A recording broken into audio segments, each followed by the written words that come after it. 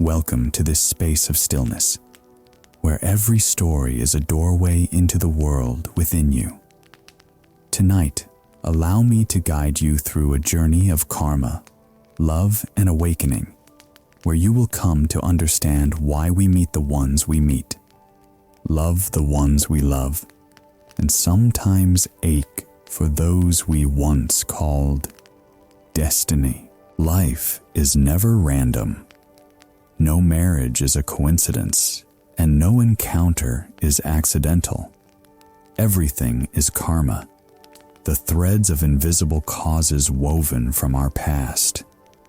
And in every relationship, we are not only loving another person, we are meeting the unhealed parts of ourselves. The Buddha taught, everyone who comes to you is a mirror. When we love, we see our hearts tremble. When we are angry, we see our ego resisting. When we suffer, we are being invited to awaken and heal. So as you listen to the stories in this journey, let your mind be still. Do not analyze. Do not try to reason. Just listen with your heart, as you would listen to the sound of rain outside your window, or to your own breath. Every word, every Zen tale, every pause between two notes of music is a medicine for peace, guiding you toward deep sleep, where the mind no longer chases and the heart finally rests. To understand karma is to understand why we love and why we must let go. And now, as your mind begins to slow down, walk with me through this path of understanding. Some souls meet before their time. They love sincerely, yet are not mature enough to truly understand one another. Karma does not only decide who comes, it also decides when. When one soul is still evolving while the other is ready, the imbalance turns love into a lesson. Sometimes in life, we meet someone whose eyes awaken something ancient in us. Not old in memory, but old in the soul, as if we once owed each other, once promised something left unfinished. We think this is the one I've been searching for. But even when love is deep, everything dissolves like mist, and we ask, why does the right person come at the wrong time? Why does true love still fall apart? The Buddha taught that karma determines not only who we meet, but when. A beautiful flower that blooms in winter cannot meet the sun. A soul not yet ripe cannot hold even the most deserving love. Some souls meet before their destined season. They love truly, but are not yet wise enough to love well. One arrives with peace, the other is still learning not to fear loss. Thus, love instead of harmony becomes a test of awakening. One autumn morning, when soft light touched the old temple roof, and the bell rang like the breath of the earth, a man came seeking answers. Questions that echoed in many hearts that had once loved deeply. That day, a breeze moved through the bamboo behind the temple. A man stood silently by the lotus pond, his eyes heavy with sorrow. When led into the meditation hall, he sat down, his hands clasped tightly, afraid to let go of what was already gone. His voice was hoarse from sleepless nights. I loved her truly, but she left, not because of betrayal, not because love faded. She only said, we are at different stages of life. I don't understand, Master. If love is real, why isn't it enough? The monk didn't answer right away. He slowly poured tea. The warm aroma spread gently like mist over the lake. After a while, he asked, "Do you see the lotus outside? Every morning the sun rises, Yet not all blossoms open at the same time. Some bloom early, others later, each in its own time. You mean we met too soon? The man asked. Not wrong, said the monk, just too early. One heart was ready for stillness. The other was still searching for itself. That difference is not a mistake, it is a lesson. The man lowered his head. Tears fell. But if it's destiny, why would the Buddha let it slip away? The monk gazed toward the misty mountains. Destiny never slips away, it only remains unfinished. Like two rivers flowing in opposite directions that will one day meet again in the great ocean. If karma remains, they will meet again, not necessarily in marriage, but perhaps in another form, as awakening within you. What should I do with this pain? He whispered. The monk smiled softly. Suffering does not come to punish you. It comes to help you see yourself more clearly. When you dare to face it, you'll realize love is still there, only transformed. The man sat in silence. Leaves fell gently outside. I'm afraid that if I let go, I'll forget her. The monk set down his cup. No one forgets the person who helped them grow. But you can learn to love without needing to possess. Then you'll understand. Love is not meant to be kept, but to help both souls become brighter. He left the temple at sunset, walking down the stone path bathed in golden light. He still remembered her, still cared, but resentment had faded. A part of him had quietly grown through acceptance. In Buddhist teaching, every relationship has two layers: connected karma and ripened karma, or connected karma brings two people together. Ripened karma allows their souls to walk the same path. When the first exists without the second, love manifests as longing, anxiety, and imbalance. Unripe love is like unripe fruit, sour, not because it is wrong, but because it came too soon. Loving the right person at the wrong time reflects the evolution of karma. One soul has learned about letting go. The other is still learning about fear and attachment. Neither is wrong, they are simply at different stages. Through meditation, we see that relationships are not meant to hold on to one another, but to see ourselves reflected in the other. When we love, we see our jealousy, our fears, our sacrifices, old karmic seeds rising to the surface. If we are mindful, love becomes a mirror for awareness. If we are ignorant, love becomes a burden. Modern psychology calls this the emotional timing gap. When two hearts are at different stages of emotional growth, one knows how to love without conditions. The other still loves out of fear. When these energies meet, conflict appears not because they are wrong, but because they have yet to grow together. If you've ever loved deeply yet could not stay together, understand this. They were not a loss, but a mirror awakening the light within you. Sometimes the one who leaves is the one who teaches you what true love means. They come to show that love doesn't need forever.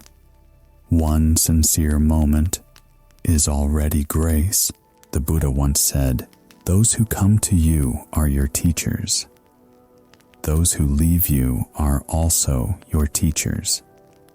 So instead of asking, "Why did they leave?"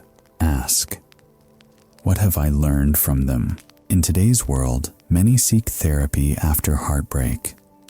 Therapists say that after a relationship ends, the brain still holds the image of the person as a safe memory.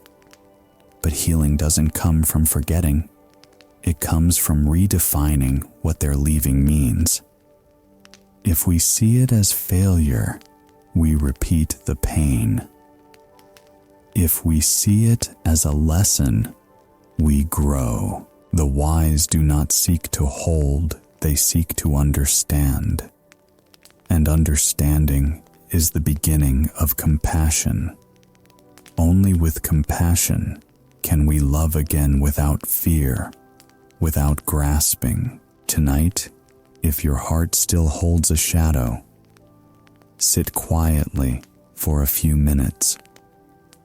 Place your hand over your chest and feel your breath.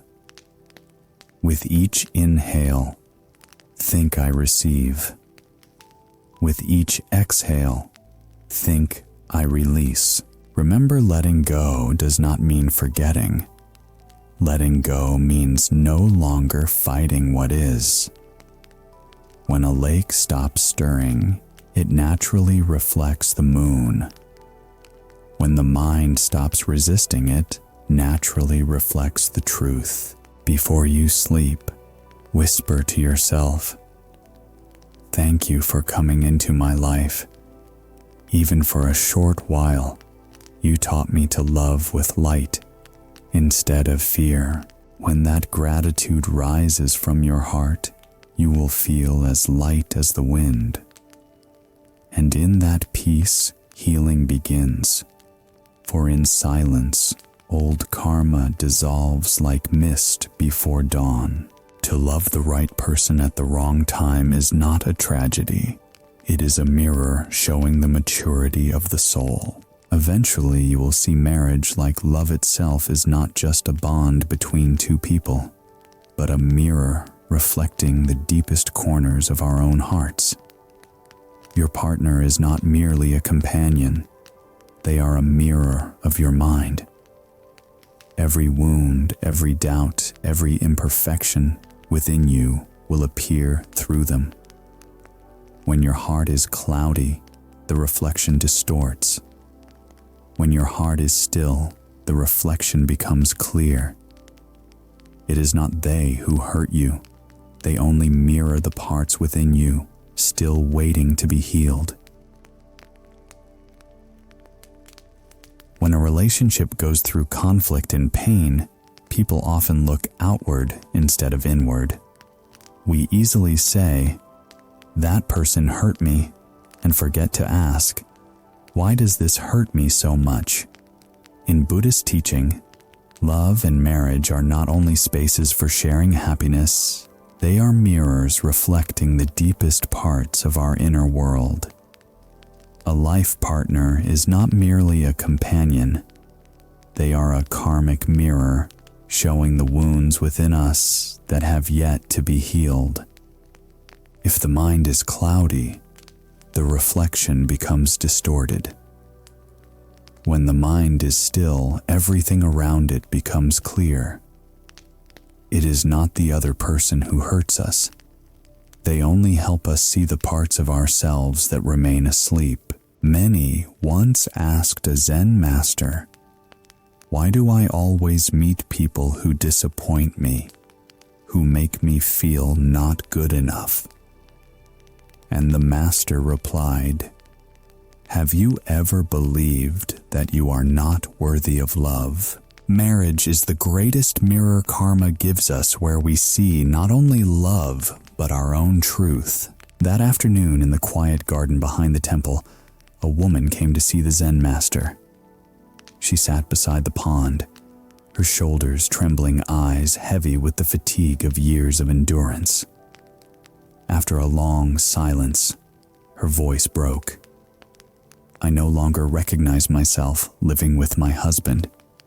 He always criticizes me, makes me feel useless. I've tried my best, changed little by little to please him, but the more I try, the smaller I feel." The master looked at her silently. He poured a cup of tea.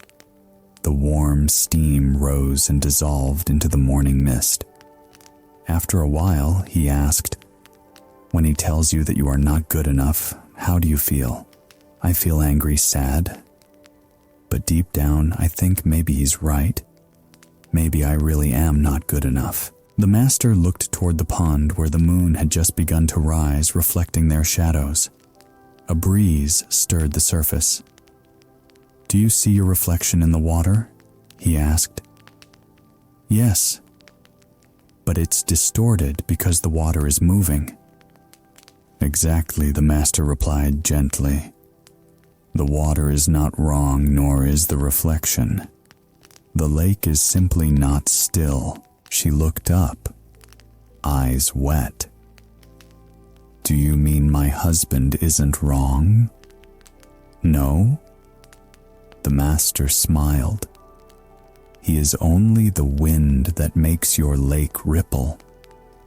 He doesn't distort the reflection, he only shows you that your heart is not yet calm." The woman sat in silence.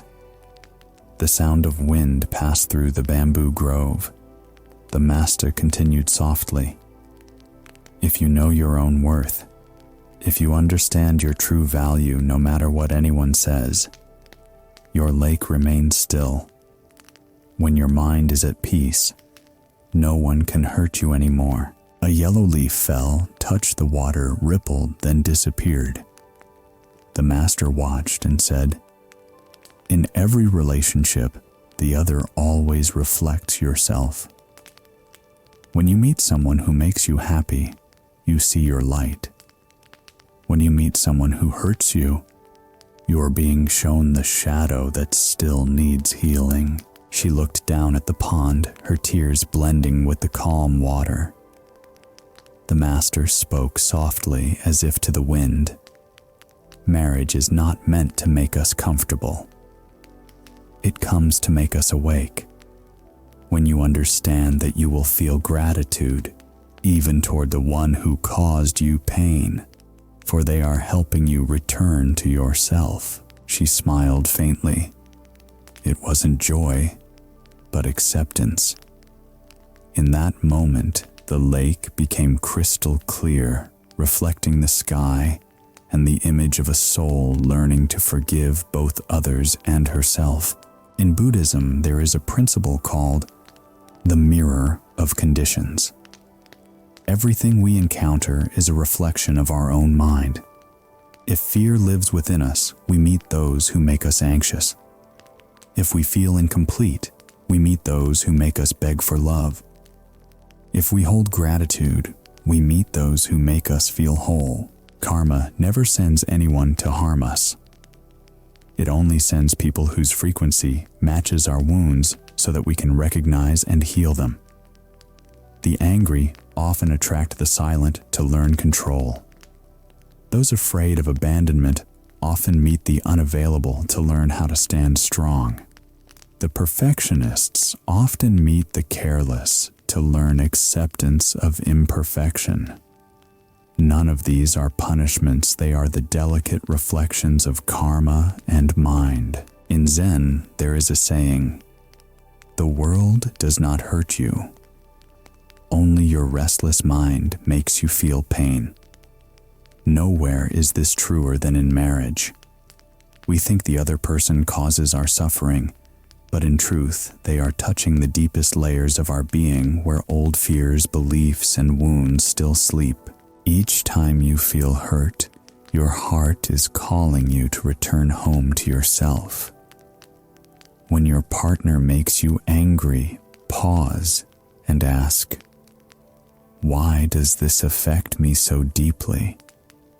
That question opens the door inward. If you feel unheard, maybe you haven't truly listened to yourself. If you feel controlled, maybe you fear losing control.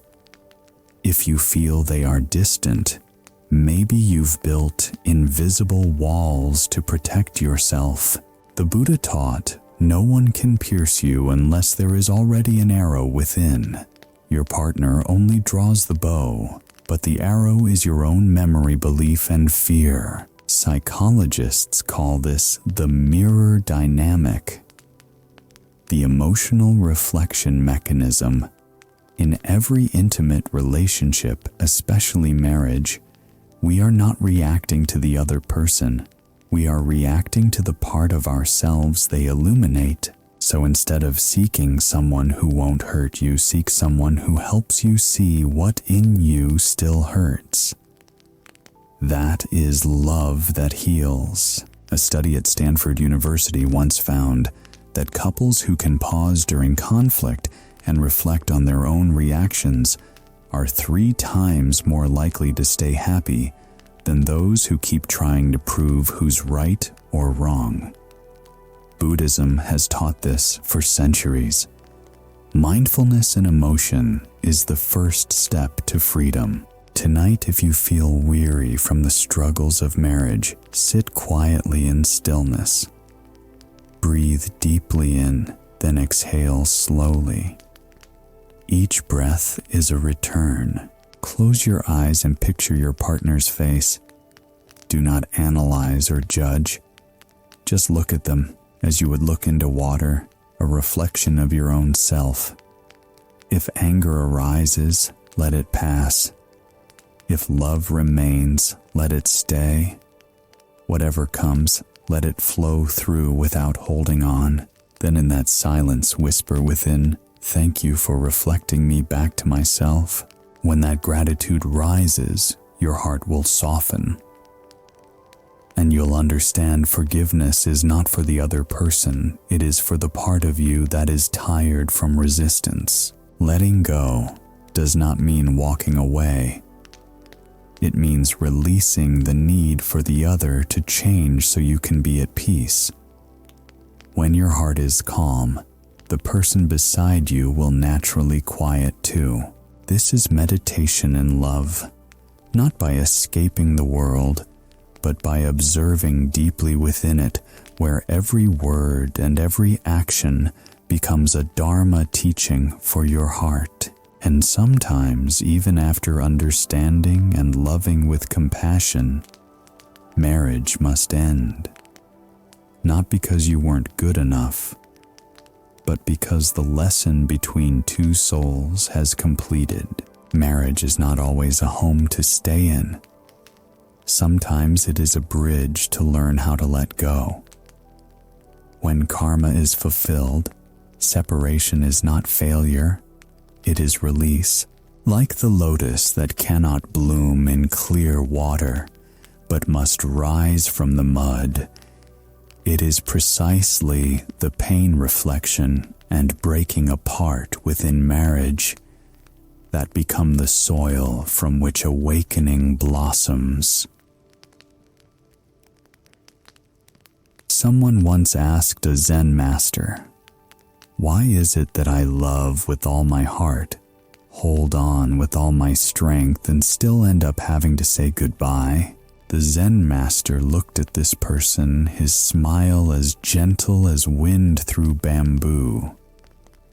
"Because you see separation as failure. But in truth, some goodbyes are not a loss. They are karma coming full circle. Not every marriage that ends is a collapse. There are relationships that when they reach their stopping point, the souls involved have already finished their lesson. Staying longer would only be attachment disguised as loyalty. Like the lotus, it does not grow in clear water, but from deep mud. The mud is not bad. It is what allows the lotus to bloom. But once the flower has opened, if you insist on holding the mud in your hands, all you're left with is a stain. Letting go at the right time is not defeat, it is gratitude for the journey. That afternoon, a light rain was falling. In the garden in front of the temple, the last lotuses of the season drooped slightly speckled with raindrops like tears that had not yet fallen. The sound of the rain blended with the smell of wet earth, creating a stillness that made it easy for buried feelings to rise to the surface. A woman stepped into the meditation hall. She sat down, her shoulders slack, her eyes carrying both exhaustion and a sorrow too deep to name. Her voice was soft, but heavy with the weight behind each word. I've left my marriage, Master. I used to think staying was a form of sacrifice, something noble. But the longer I stayed, the more drained I became. Now that I've left, I'm afraid I've done something wrong. Have I failed?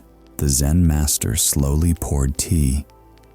The steam rose and faded into the air like a thin, gentle mist.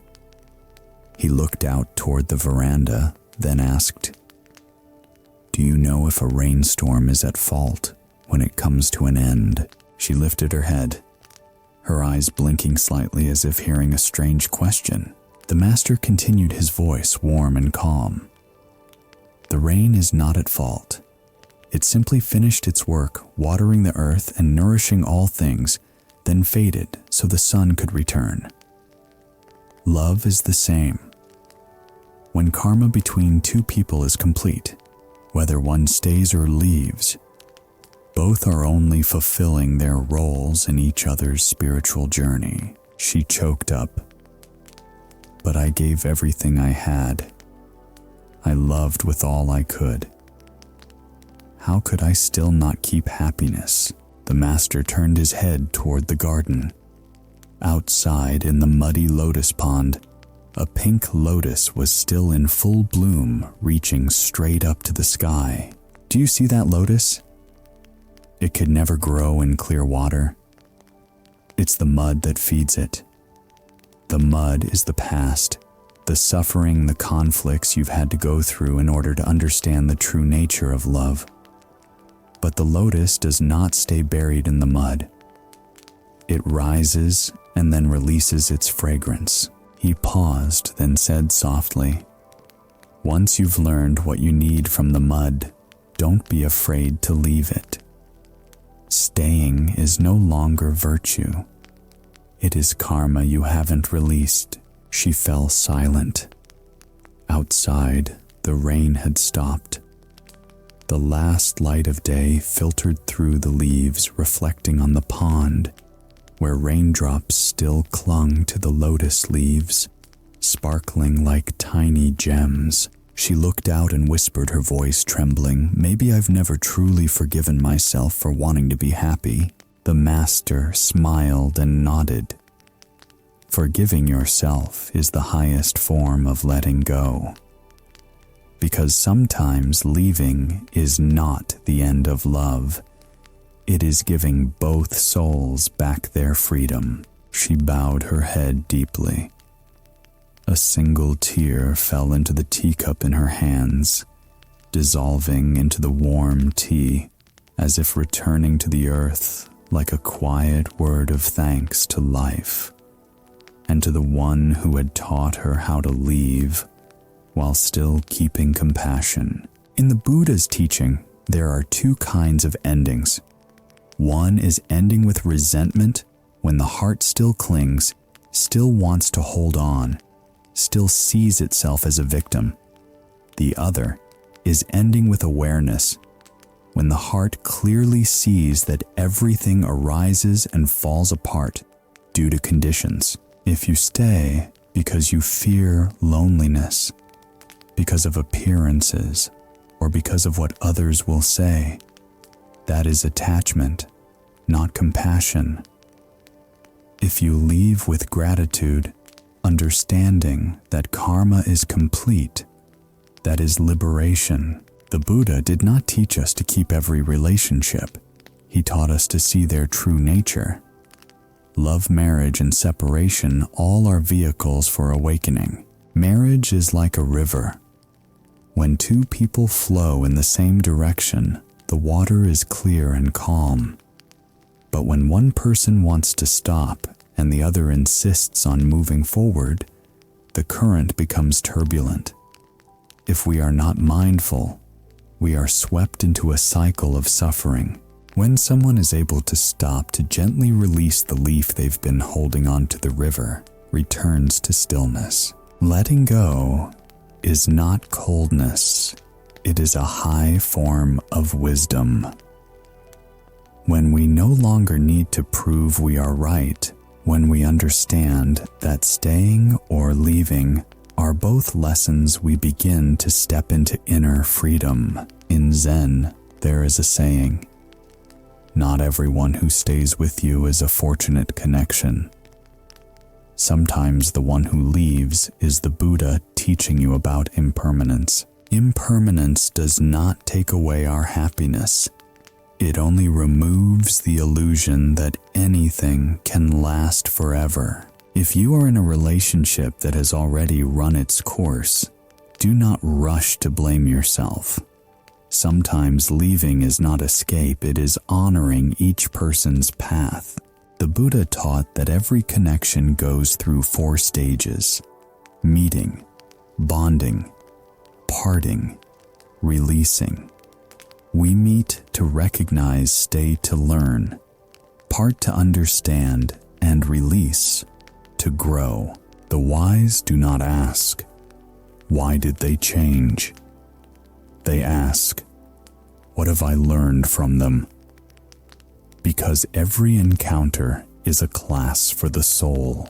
In modern psychology, researchers call this emotional closure, the emotional closing of a chapter.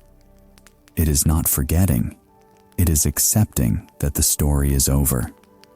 When the brain understands that a relationship is complete, the emotional centers begin to produce new chemicals, dopamine and serotonin, helping us regain balance. This means that forgiveness is an act that heals both the brain and the heart at the same time. When you learn to let go at the right time, you don't lose love, you transform it into gratitude. Grateful that you once loved. Grateful that you were taught through pain. Grateful that the ending itself helped you begin to understand yourself more deeply. Tonight, if your heart is still entangled with someone who has left, try practicing a breath of release. Sit quietly. Place your hand over your heart and close your eyes. Inhale and silently say, "I receive everything that has been." Exhale and gently say, "I release what no longer belongs to me." Do this a few times until your breath becomes as soft as water. You don't have to force yourself to forget anyone. Just stop fighting the fact that they are gone. Imagine yourself sitting by a lotus pond. The surface is still reflecting the sky. A leaf falls, sending ripples across the water, and then the pond is calm again. That is the image of a mind that knows how to let everything return to its natural place. Before you sleep, say quietly in your heart, "Thank you for coming and thank you for leaving. Because of this meeting, I learned how to love without needing to hold on." When that gratitude rises from the deepest part of your heart, you will feel your pain dissolve like morning mist under the sun. And in that sleep, you are no longer the one who was left behind. You are the one returning to yourself. Once you have learned how to let go, you will see every relationship through new eyes. Because not everyone who makes your heart tremble is meant for you. Sometimes intense attraction is not a blessing. It is the echo of old karma. We are drawn to those who once hurt us, just to repeat the lesson we have not yet passed. Only when we truly understand that lesson does the heart stop repeating the same old cycle of suffering.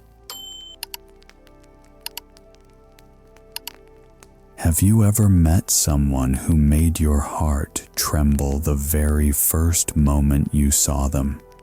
No reason, no time needed, just a glance, a smile, and suddenly, something inside you is pulled by an invisible force. We call that destiny. But the Buddha taught that not every attraction is love. Sometimes it is the echo of old karma, not the call of new connection. Some people appear in our lives not to stay, but to help us relearn the lessons we once left unfinished. We think we love them, but in truth, the soul only wants to complete an unfinished karmic circle. One early morning, while dew still clung to the leaves, a young man came to the temple. His voice trembled with inner conflict. I don't understand why I'm so drawn to her. I know she isn't meant for me. I know it will hurt, but I can't stop. His story was the story of many souls finding each other again, not to love, but to heal. He often came to the temple at dawn, sitting silently under the eaves where droplets of night dew still fell from the roof into the lotus pond below. The water rippled softly, reflecting the pale morning sky. He watched for a long time, then whispered, I can't forget her. Even knowing that this relationship hurts us both, I still remember, still search, still hope to see her again. The Zen master sat beside him, eyes gentle. He asked, Do you see the pond before the temple? Yes.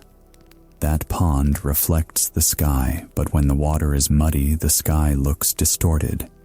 In the same way, when your mind is clouded by fear and craving, you cannot tell what is love and what is karma. The young man lowered his head silent. The master poured tea. The faint fragrance drifted in the quiet air, mingling with the distant sound of a temple bell. The master said, The pull between two people is not always a sign of love. Sometimes it is only the echo of old karma. Two souls who once hurt each other, who once owed each other something, meet again to learn how to love without causing pain. The young man looked down at his cup of tea, voice trembling. Then what should I do? Master, stay away from her or stay to repay my debt? The master smiled softly. You don't need to run away and you don't need to chase. Just be aware. When you truly see the nature of this pull, it will dissolve on its own. But it still hurts, he whispered. Pain is not punishment, the master said. Pain is a sign of awakening. If you look deeply into your pain, you'll see that she didn't truly wound you. She only touched the wound that was already inside you, the one you haven't yet healed. A light breeze passed. A lotus petal fell onto the pond, spinning gently before merging with the water. The young man watched and said quietly, Maybe I'm learning how to love without needing to hold on. The master nodded, his smile serene as morning dew on leaves. When the lesson is understood, the pain dissolves. If it's not understood, the pattern repeats. The face may change, but the mind stays the same. He sat in silence for a long time. Birds sang in the garden, bringing a rare sense of peace amid the storm within. In that stillness, he seemed to realize something: love never truly disappears. It only changes form. And when we learn to love with awareness instead of fear, love becomes a path to liberation, not a chain of attachment. In Buddhist teaching, there is a principle called karmic resonance. The idea that minds with similar energies attract each other. When we carry fear, emptiness, or distorted beliefs about love, we attract those who mirror those same energies. Not because they are right for us, but because they come to help us see ourselves. If we fear abandonment, we meet those who cannot stay. If we crave control, we meet those who make us feel powerless. If we carry unhealed wounds, we are drawn to those who can hurt us again until we finally stop and learn. That is the cycle of emotional karma. The Buddha did not call it love. He called it karmic debt. Karmic bonds exist to reveal the parts of us that are still unhealed. When we finally learn to understand, forgive, and release, that energy dissolves.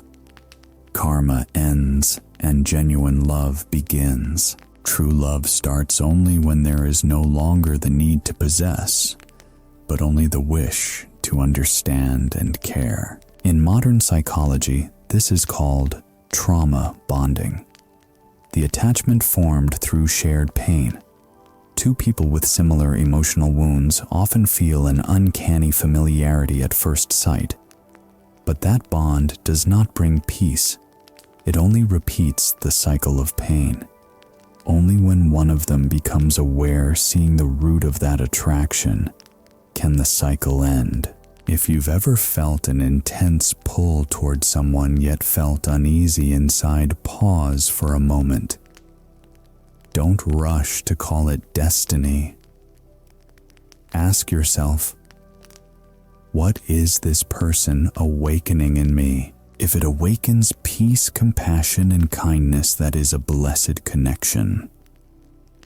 If it awakens fear, jealousy, or obsession, that is karma. The Buddha said, what comes from fear leads to bondage. What comes from understanding leads to freedom. So if you want to know whether your love is karma or destiny, look at where it leads you to peace or to suffering. Neuroscientists have found that when we feel intense attraction, the brain releases dopamine, the pleasure chemical. But at the same time, if we tie our sense of survival to that person, cortisol, the stress hormone, also rises. That feeling of, I can't live without them, is not love, it's neurological dependency. True love is like breathing, gentle, steady, and natural. Letting go of unhealthy attraction does not mean losing love. It means returning love to its rightful place. To love without suffering, we must learn to see the impermanent nature of every emotion. Tonight, if you miss someone so much that your heart aches, don't try to forget. Sit quietly. Light a small candle, watch its trembling flame, and ask, am I missing this person or the feeling of being loved? Breathe deeply. Each inhale is awareness. Each exhale is release. Let their image come into your mind, then smile at them as you would smile at a dream. Because that is what it is. Every unfinished connection is just the dream of karma. When you can look at them with a mind that no longer demands their image, will fade gently like white clouds drifting over a mountain peak. And you will feel your heart widen, peaceful, free from the pull between remembering and fearing to forget. Before you sleep, whisper within, thank you for showing me what I needed to heal. Then rest in your breath and let sleep carry you into stillness, a space where no one owes anyone, and only the light of awareness remains. When you truly understand that not every attraction is love, you will see something deeper. Real love is not about finding someone to fill your emptiness. It is about meeting someone who helps your heart expand, because in every form of love, there are two sides: attachment and awareness. One says, I love you because I need you. The other says, I need you because I love you enough to grow with you. True love does not eliminate pain. It uses pain to open the soul. It is not a candle of comfort, but a sacred flame that burns away illusion. Love in its purest form is both a miracle and a lesson. But the paradox is this: the very thing we call love is often the deepest attachment of human beings. I love you because I need you, that is the voice of fear. I need you because I love you enough to grow together, that is the voice of awareness. The two sound similar, yet one arises from lack, the other from freedom. One is the fire of desire and control. The other is the torch of wisdom and compassion. In life, we rarely recognize this difference. We mistake intensity for love when it may only be the reflection of unhealed wounds. That morning, as sunlight slanted across the temple roof, a young man came to the Zen master. His face carried layers of emotion, love, regret, fear of loss, and the inability to let go. He sat down, his hands clasped tightly, and asked a question that held the essence of all human suffering. How can I know if my love is real or just attachment? The master invited him to sit under the temple veranda, where a gentle breeze passed through the bamboo grove. In the distance, the temple bell rang, its echo blending with the faint scent of incense like the earth breathing. The man shared that he once loved a woman deeply. For her, he had done everything, changed himself, abandoned his passions, lived according to her wishes. But the more he tried, the farther she drifted away. When she left, he collapsed inside. His voice trembled. I loved her with all I had. Why did I still lose her? The master asked, when you loved her, what was it that you most wanted? He was silent for a long time, then whispered, I just wanted her not to leave me. The master looked at him, smiling gently. Then you didn't love her. You loved the feeling of having her. The young man froze. The master pointed to the lotus pond before them. Do you see that lotus? It blooms beautifully from the mud, yet it doesn't cling to the mud. When the wind comes, it sways. When the rain falls, it receives. When the sun sets, it closes its petals. The lotus doesn't try to hold or resist. It simply lives fully in each moment that is mindful of. The master paused, then spoke slowly. But you love like someone picking the lotus, wanting to take it home and keep it in a vase. When the flower wilts, you suffer, then blame the flower for fading too soon. But the lotus was never wrong. You simply didn't know how to stand and admire it from afar. A tear fell onto the man's hand. His voice broke. Then how can I love without suffering? The master poured more tea. His voice light as wind passing through clouds. Don't try to stop loving. Just learn to love without possessing. When you can look at someone and feel happy for them, even if they're no longer with you, that is true love. He bowed his head and sat in silence. The evening bell echoed again, not loud, not soft, just enough to stir something deep within the listener.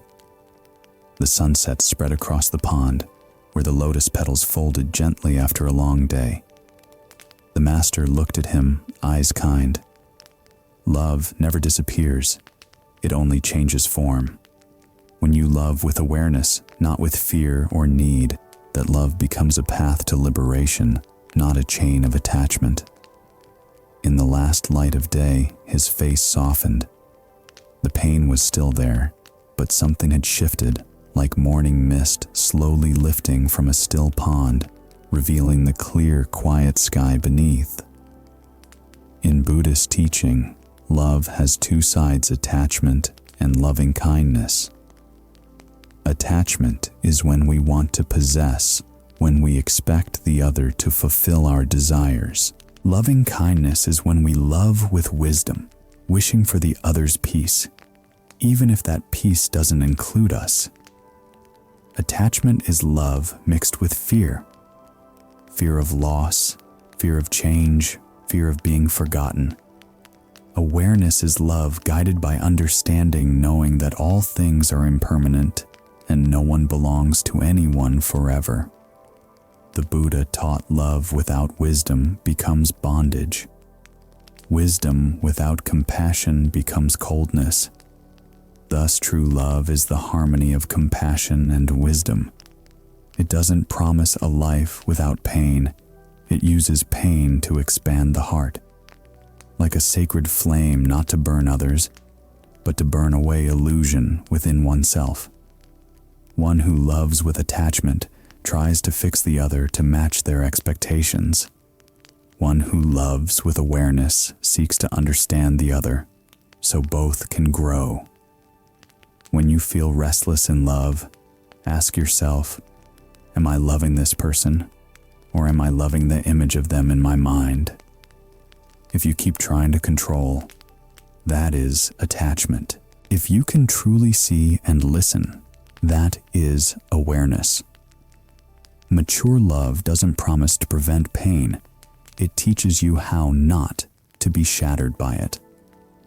Modern psychology says that relationships endure only when both partners have emotional differentiation, the ability to stay grounded in themselves while loving another. When you don't lose yourself trying to please someone else, you are loving in freedom. In Buddhist terms, this is called non-self.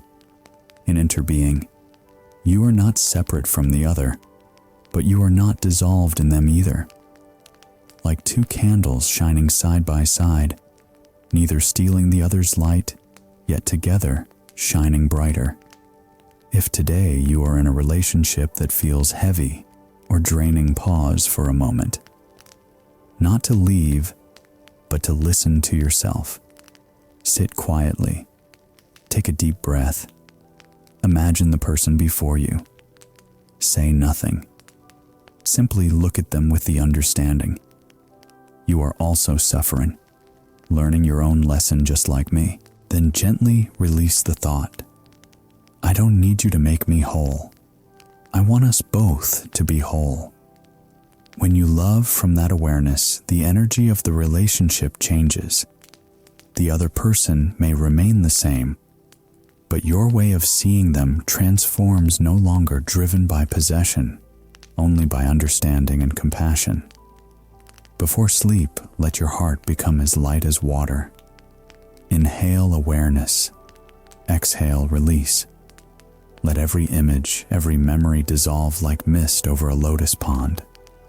Because only in stillness can love return to its original form, as light, not as chains. Once you understand the two faces of love, attachment, and awareness, you'll realize this. The one who brings you joy and sorrow, who stirs your deepest emotions, is not just someone to love, but a mirror reflecting your innermost being. Karma doesn't bind us to those who make life easy, but to those who help us see ourselves clearly. Marriage is the classroom of karma. Every partner is a silent teacher arriving to guide us through lessons unfinished. And when we understand this, every conflict becomes an examination in mindfulness. Have you ever wondered why among millions of people you end up meeting that person, the one you both love, resent, and somehow cannot leave? There are relationships that make us feel peaceful, but there are also people whose very presence stirs up every emotion inside us. The Buddha taught that karma does not bind us to those who are easy to be with, but to those who help us see ourselves clearly. Because love is not just for being loved, it is there for us to recognize the parts of our mind that are not yet awake. Marriage is not the destination of happiness. It is the classroom of karma. A life partner is not only someone who walks with us through the years, but a hidden teacher who arrives to show us where in our own heart there is still hurt, expectation, and clinging. One early autumn morning in the empty temple courtyard, covered with fallen yellow leaves, a woman came to see the teacher. She spoke with a voice full of weariness I don't understand. The more I love, the lonelier I feel. How is it that the person I call my life partner is the one who hurts me the most? And so the story began, the story of souls who meet not to comfort each other, but to bring light. She shared that her marriage had gone through 10 years of ups and downs. 10 years long enough to love, to endure, to hope, and to grow tired. Her husband was not a bad man, just different. Different in how he thought, how he lived, even how he loved. Every time they argued, she felt lost in her own home, asking herself, why do I have to endure this? Once, in a burst of anger, she packed her things and left. But just a few days later, she came back. She didn't understand why. Even knowing she would keep suffering, she still couldn't break away. It was as if an invisible string kept pulling her back, making her want to leave, and yet unable to let go. The Zen master poured her a cup of tea. The fragrance rose in the quiet morning, dissolving into the thin mist. He asked, have you ever considered that maybe he didn't come to give you happiness, but so that you could discover happiness from within yourself? She lifted her head, her eyes filled with surprise. What do you mean, master? The teacher pointed toward the lotus pond in front of them. Do you see those lotuses? Every lotus grows out of mud. Without mud, there is no lotus. Your partner is the same. He is the mud within you. He is the place where your wounds, limitations, and lessons are stored, the ones your soul needs to face. She lowered her head, her voice choked. But why does it have to hurt so much? The master smiled gently. Because you want him to change, so you can feel at peace. But the nature of karma is not to make you comfortable. It is to make you wake up. Karma always brings you to where you need to learn, not where you want to stay. He paused, then continued. If you can love him and still keep your inner peace, if you can listen without judging, understand without needing to win, then your lesson is complete. She was silent for a long time. Morning light reflected off the tea in her hands, and her face seemed to soften. She asked quietly, like a child seeking reassurance, Master, if I understand the lesson, will he change? The Zen master looked toward the bamboo swaying in the wind and said softly, maybe, or maybe not. But when you change, the karma dissolves. When you no longer suffer because of him, you are already free from the invisible bond between your two souls. Outside, the wind blew gently, yellow leaves slowly drifting down to the ground.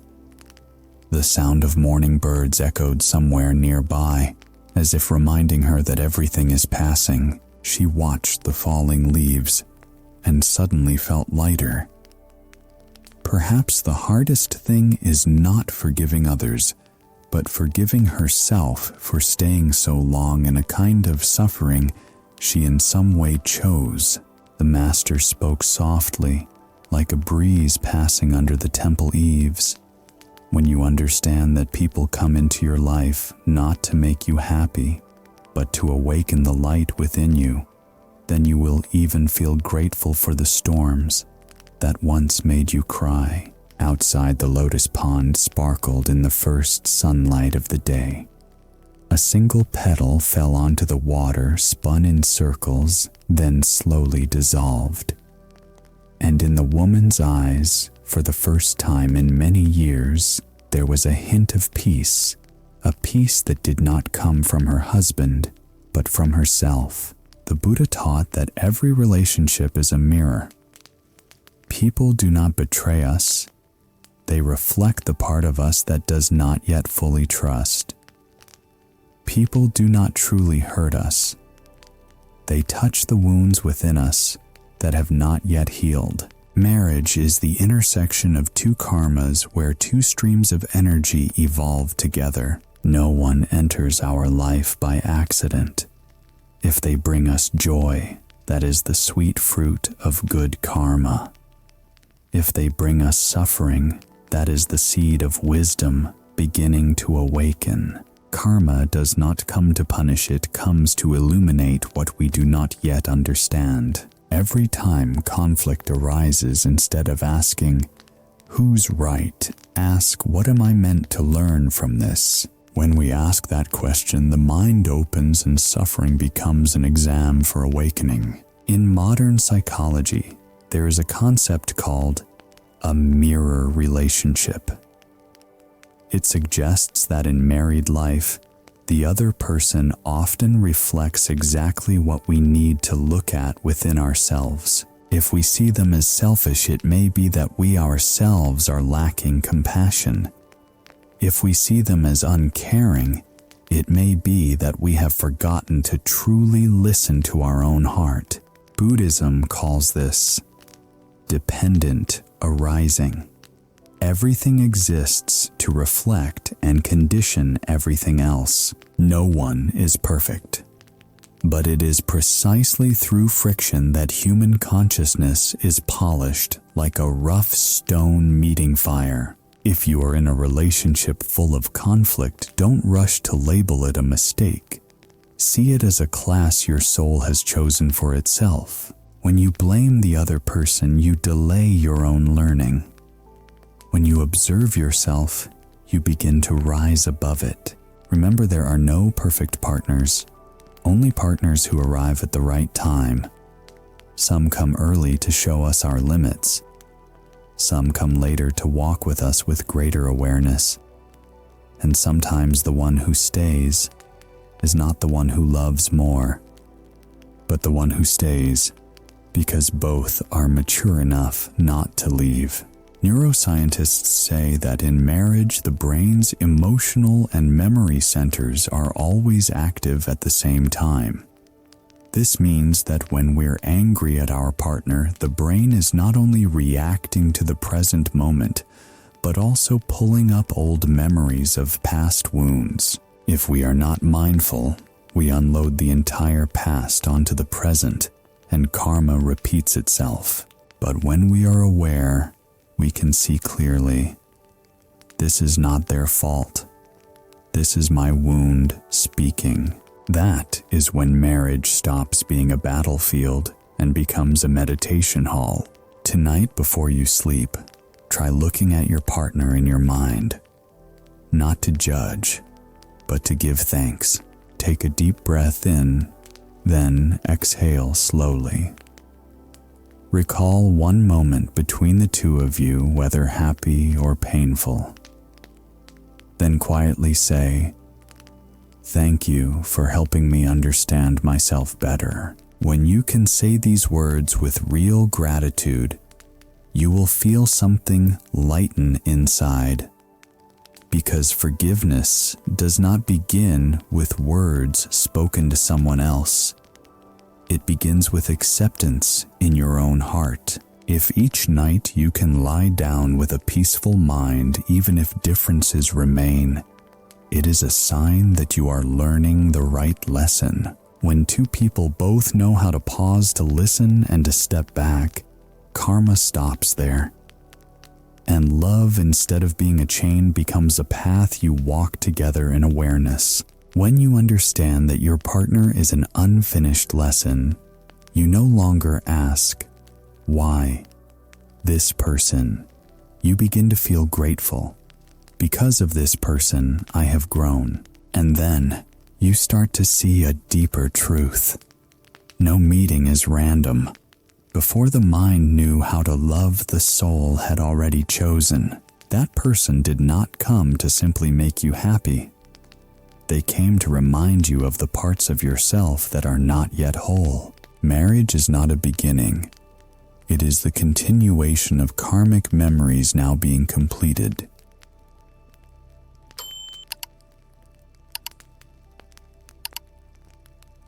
Have you ever felt like you knew someone the moment you met them, as if you had known them long ago? That look in their eyes, their voice, that strange familiarity, making you believe this could not be a coincidence. Buddhist teachings call this karmic connection. A bond between two souls woven across many lifetimes. You do not love by accident. The soul chooses before the mind ever knows. People often think love is a choice of the heart, but in truth, the soul chose long before, even before we were born. Everyone who enters your life carries a role. Some come to bring happiness, some to awaken what you've forgotten, and some to help you finish an unfinished lesson. That morning in the temple courtyard, still heavy with dew, a middle-aged man came to see the Zen master. His face was full of confusion. His eyes mixed longing and fear. He sat down and said in a low, trembling voice, "I don't understand why I'm so drawn to her. There's no reason, no common ground yet. I feel like I've met her somewhere before." The master looked at him and smiled kindly. "Perhaps your soul is recognizing an old promise." The man shared that he already had a family, a stable life. But when he met this woman, an inexplicable familiarity arose inside him. He tried to avoid her, but the more he resisted, the more his mind tangled. He said quietly, "I know if I follow this feeling, I'll hurt many people. But why does she feel like a part of my own memory?" The master stood and led him to the back garden of the temple, where an ancient Bodhi tree cast its shade. Yellow leaves drifted down, shimmering in the morning sun. The master pointed to a leaf that had just fallen. "Do you see that leaf?" "Yes. Every falling leaf is not random. It falls because it has completed its time with the branch, and it is ready to part. People meet in the same way, sometimes to stay and sometimes to complete an unfinished karmic circle." The man fell silent. The Zen master continued with a story from long ago. Once there was a young monk who lived in solitude high in the mountains. One night, in deep meditation, he saw two lanterns, one bright, one flickering. Their lights merged together and then separated again. The next morning, as he descended the mountain, a young woman came bringing rice to the temple. When their eyes met, he recognized her. She was the flickering light from his meditation. From that day, each time she came, his heart trembled. It was not lust, but a deep stirring, as though an ancient connection was awakening. One day, he asked his master, "Why do I feel like I've known her for so long?" The master looked at the candle before him and said, "Because in a distant lifetime, the two of you vowed to help each other on the spiritual path. But that vow was never fulfilled. Now you meet again to complete it. If you understand, you will be freed. If you cling, you will repeat. From then on, the young monk kept his vow in silence. Each time she came, he only placed his palms together, smiled gently, and watched her leave in the wind. He understood not everyone who stirs your heart is meant to stay. Sometimes simply recognizing and letting go is enough to complete a karmic bond. When the master finished the story, the man sat quietly for a long time. Morning sunlight filtered through the Bodhi leaves, lighting his face both bright and sad. He whispered, "Perhaps I've met an old promise again. But this time I must hold it with awareness, not with grasping hands." The master nodded, smiling gently, like the morning light. When you recognize it, the bond already begins to dissolve. What you need to learn is not how to hold on to a person, but how to keep your mind clear when facing an old karma.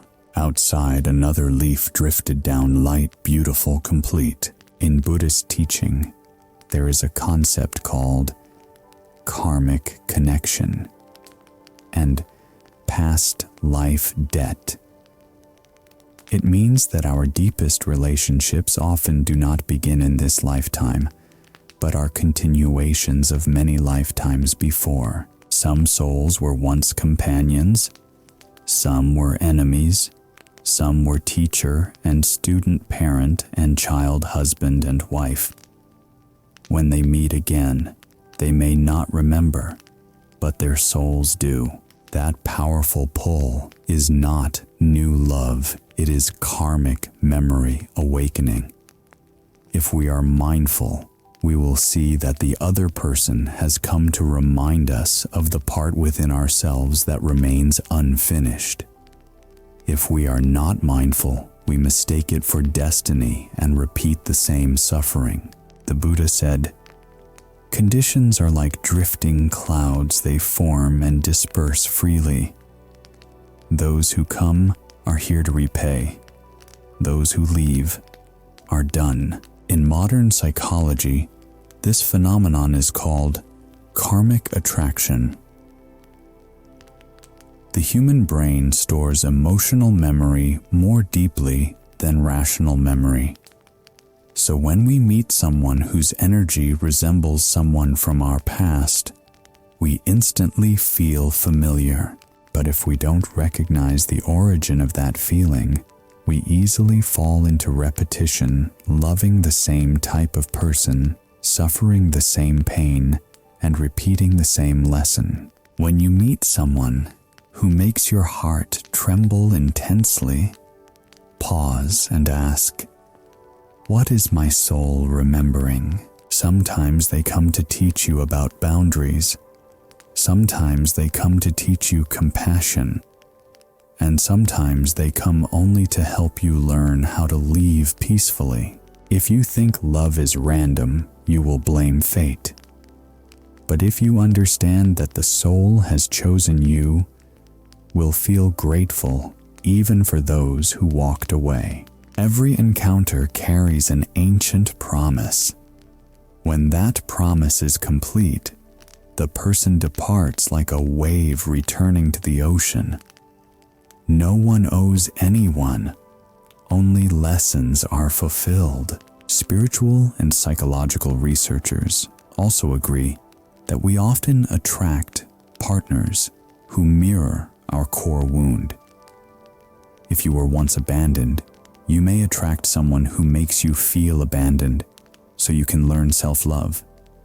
If you were once hurt by control, you may attract someone who makes you feel trapped so you can learn freedom. No one is wrong in these encounters.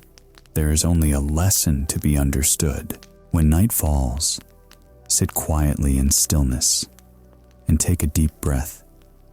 Remember the one who once stirred your soul, the one you loved, or the one you lost. Don't blame, don't wish, don't regret. Simply say in your heart, thank you for helping me remember who I am. Then take another deep breath. Exhale and let go of all the images, all the words, all the memories. Let them fade like incense smoke in the morning air. Love is never lost, it only changes form. When you let go in the right way, love becomes light, guiding both souls forward. The night becomes warmer, no longer lonely, because you realize no one truly leaves. They have simply completed their role in your soul's journey. And when you finally understand that the soul chooses before the mind knows, you begin to see every relationship in a new light. You stop asking, why did they come, and instead smile. Ah, so we made an appointment in another life, because when we marry someone, we do not just marry their body, we marry their memories, their wounds, and the inner child that was once forgotten. If healing does not happen together, the house will crumble under echoes of the past. True love does not deny wounds, it embraces them with understanding. Love makes people believe that two hearts in harmony are enough. But perhaps what keeps a marriage strong is not promises, but the ability to understand each other's wounds. When we love, we do not just marry a person, we also marry their pain, their memories, and the forgotten child within them. The Buddha taught, those who do not understand their own suffering will unknowingly cause suffering to others. Therefore, when two people come together without recognizing the pain inside each of them, their home will eventually tremble under the echoes of the past. One afternoon, as temple bells drifted softly through the bamboo forest, a woman came to see an old monk. Her face carried the quiet exhaustion of years spent enduring in silence. Bowing her head, she said with a trembling voice, I don't understand why the harder I try, the more distant my marriage becomes. My husband never says a harsh word, yet his silence hurts me deeply. The old monk looked at her for a long time, then gently asked, Do you know, is he silent toward you, or toward his own past? The question startled her. The monk led her to the garden behind the temple where lotus flowers were slowly closing after the afternoon rain. The wind passed through shaking droplets from the petals glimmering like tears that had not yet fallen. She told him that when they first married, her husband was warm and kind, but over time he became distant, speaking, less laughing, less hiding in his work, as if avoiding emotion. She felt as though she was living with a stranger. I don't understand why he's changed. He doesn't speak, just stays silent. I'm afraid that one day that silence will kill our love. The old monk poured tea. Steam rose gently like morning mist. He spoke slowly. Perhaps you did not only marry a man, you also married his wound. She froze, eyes wide open. His wound. The monk began to tell her an old story. Long ago, in a small village, there was a potter famous for making vases as beautiful as moonlight. But few knew that his heart was filled with invisible cracks. As a child, he had watched his mother cry every night because of his father's drunken rage. He swore that when he grew up, he would protect the woman beside him from all pain. Later, he fell in love with a gentle woman. But after their marriage, she often grew sad and cried easily. Each time he heard her sobs, a tightness filled his chest. for it reminded him of his mother's tears long ago. Instead of comforting her, he chose silence. He buried himself in his work molding clay, as if to hide his fear within it. One day, the woman looked at him and asked, "Why don't you talk to me anymore?" The potter replied in a rough voice, "Because every time you cry, I see my mother suffering, and I couldn't save her." The woman was silent for a long time, then smiled sadly. "Then let me cry, not to make you feel guilty, but to help you learn how to love without fearing the past." The potter looked at her then for the first time, embraced her tightly. He realized this woman had not come to make him happy, but to help him heal the wounded child within. From then on, he created a vase with cracks filled with gold, kintsugi, the ancient Japanese art of healing through beauty. He said cracks do not break the vase, they make it real. The old monk looked at the woman gently and said, "You see, sometimes your husband's silence isn't toward you, it's toward the unhealed pain inside him. When you understand this, you stop blaming him and begin to see with compassion." Outside, the last drops on the lotus petals fell into the pond, creating small round ripples that slowly dissolved into stillness. In the woman's eyes, for the first time, a soft light appeared, the light of understanding. True love does not deny wounds, it embraces them with understanding. In Buddhism, we call this compassionate wisdom. Compassion to see another's pain without judgment. Wisdom to know that such pain is not their fault, but the result of many old causes and conditions. Most people love by reaction, not awareness. We fall for those who feel familiar, but that familiarity often comes from unhealed wounds within ourselves. We choose people who resemble those who once hurt us unconsciously, repeating the same lesson, hoping this time it will end differently. The Buddha said, "No one makes you suffer. You suffer because you do not yet understand." Marriage, then, is a mirror of karma. When we marry someone, we also marry the wounded child inside them and inside ourselves. If these two inner children are not seen and loved, they will fight. But if both are recognized and healed, love becomes a path of awakening.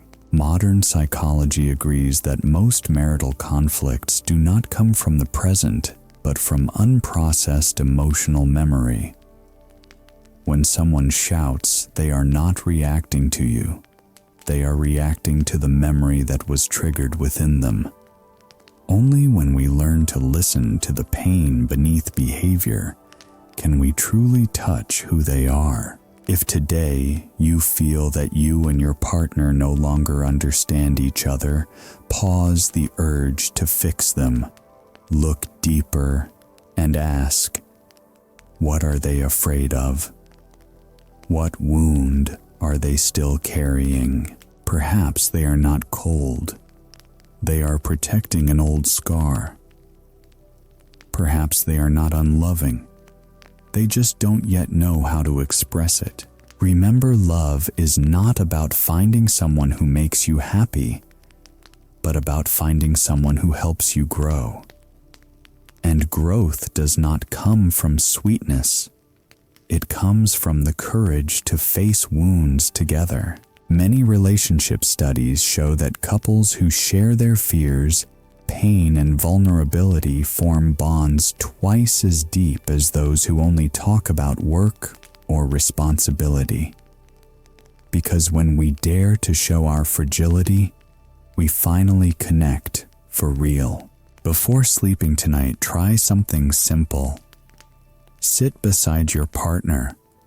Say nothing. Just hold hands. Breathe in, knowing this person has also been hurt just like you. Breathe out and send them the energy of loving kindness. If they are not with you, close your eyes and imagine them as a trembling child from the past. In your heart, say, I understand. I don't blame you. That alone begins the healing for them and for you. Then as you lie down, take a deep breath. Let go of all resentment, all unspoken words. Exhale and let every image dissolve into peaceful emptiness. The mind quiets, the breath softens, and in that stillness, even the wounds begin to close. When we understand that everyone carries their own pain, we stop demanding perfect love. Because true love doesn't come to heal us, it comes so that we may learn to heal together. Sometimes we marry not out of love, but from a deep gratitude carried over from another lifetime. Someone once helped us, and now we return to repay them with care and patience. And when that debt is repaid with an awakened heart, the soul is freed from its bond. Not every marriage begins with love. Some connections are born from a different thread, the thread of gratitude. In the flow of karma, sometimes two people meet again not to love, but to repay a deep debt of kindness that their souls still carry. Someone who once saved us, protected us, sacrificed for us in another lifetime. And in this life, we return in a different form to repay them with care, patience, and compassion. Buddhist teaching calls this karmic grace and karmic gratitude. They seem gentle, but even these can become chains if we are not awake. One morning in the temple garden, the early sunlight was as soft as breath. The breeze carried the scent of lotus and damp earth brushing over the still surface of the pond. A middle-aged man walked in, calm in appearance, yet with something heavy in his eyes. He sat down on the stone steps, put his palms together, and said, I don't understand why I don't love my wife the way I used to, but I still can't leave. Every time I think about it, I feel guilty. She hasn't done anything wrong, I just feel nothing anymore. The old Zen master looked at him with kind, deep eyes, as if seeing straight into the confusion in his heart. He asked, have you ever considered that you may not have come to her to love, but to repay an old debt of kindness?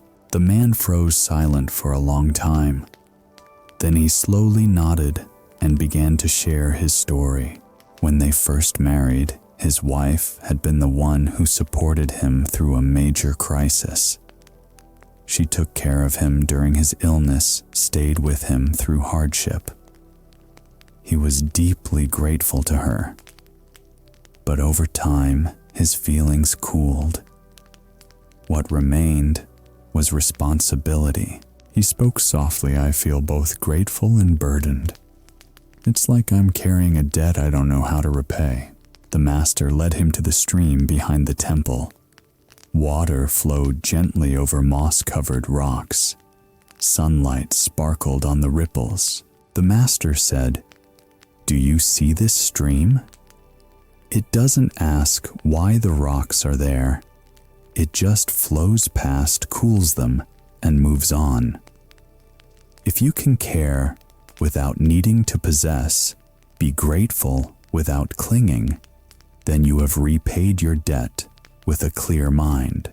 The man lowered his head. His shoulders trembled slightly, as if something had touched a deep place inside him. The master continued with an old story. Long ago, in a small village, there was a young woman named Asha who took care of an old monk who had fallen seriously ill. For many months she cooked, washed his robes, and prepared his medicine without a single complaint. When the monk recovered, he said, "I owe you this kindness. If there is still a connection, I will repay it in another lifetime." Years later, Asha passed away. In another life, she was reborn as a gentle woman. The old monk was reborn as a man, and in that life, he became her husband. This man did not know why, but whenever he looked at his wife, a deep respect stirred in him. It wasn't passion or infatuation, but as if his soul remembered something very old. He worked hard, provided for her, cared for her daily, yet sometimes felt empty, as though living only out of obligation without the fire of love. The Zen master paused and looked at the man. That is karmic gratitude, a wholesome debt, that if met without awareness can turn into bondage. When gratitude has not been clarified by wisdom, you confuse affection with obligation, love with repayment. The man was quiet for a long time. The stream kept flowing steady and calm like time itself. Finally, he whispered, "I understand. Maybe I haven't lost love. It has simply changed into another form, the form of gratitude, of returning a favor." The master nodded, his gaze gentle. "When you see clearly, guilt no longer binds you. You may continue on, but with a heart of appreciation, not entanglement. Every soul meets another because of a promise. When the promise is fulfilled, let both be free." Outside sunlight touched the stream, scattering into shimmering fragments like gold leaf. Under the Bodhi tree, the man sat for a long time, listening to the flow of water. In his heart, something both loosened and brightened light, as the first ray of morning sun, deep as a debt just resolved. According to Buddhist thought, karma is not only the result of wrongdoing, but also the thread of unpaid gratitude. If someone helped us in a past life, the energy of thankfulness remains in our consciousness. When we meet them again, we recognize them without knowing why. Karmic gratitude has two sides. If repaid with awareness, it becomes liberating karma. If controlled by attachment, it becomes binding karma. In Zen, there is a saying, "When gratitude is not completed, there is no liberation." This means that when we help someone and still expect repayment, or when we repay someone yet still feel in debt, the karmic cycle continues. Only when gratitude goes hand in hand with letting go does that energy become freedom. Modern psychology calls this emotional debt. People often stay attached to someone not because of love, but because they feel they must be responsible. They have to stay. But responsibility without awareness easily turns into blind sacrifice, and deep down, both people feel suffocated. The Buddha taught gratitude should be remembered, but not clung to, because holding on to gratitude is also a form of attachment. And attachment never leads to freedom. If you are in a relationship where your heart no longer stirs, yet you find it hard to leave gently, ask yourself, am I staying because of love or because of a debt of gratitude? There is no right or wrong answer. Once you recognize the motive, you will know whether to continue out of loving presence or to leave in liberation. If you choose to stay, let your gratitude become conscious action, caring, listening without resentment. If you choose to leave with a heart of thanks, no debt, no regret. When you repay with a clear mind, karma dissolves. But if you repay out of fear or guilt, that karma only changes form and will return in another life with another face. Modern psychology also shows that those who live with a constant feeling of owing are more prone to depression and emotional imbalance because their energy flows outward without returning to nourish themselves.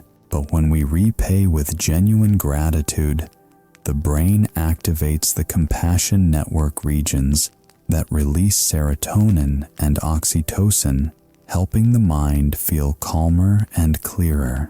Before you sleep, spend a minute thinking of those who have passed through your life, those who helped you, loved you, or caused you pain.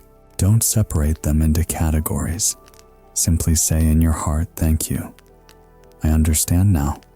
I return this with peace." Breathe in, acknowledge the kindness. Breathe out, release the debt. If you do this regularly each night, your heart will gradually feel lighter.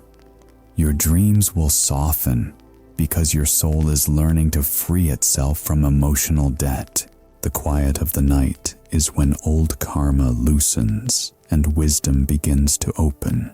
When you understand that some bonds arise from karmic grace and karmic gratitude, you stop judging who is right or wrong.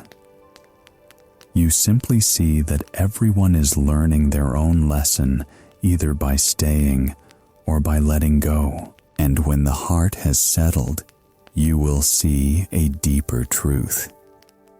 Marriage is not a destination, it is a path. Buddhist teaching does not see marriage as the ultimate achievement. It is a vehicle for practice, reflection, and growth. What is sacred is not whether we stay or part, but how awake we are as we walk through it.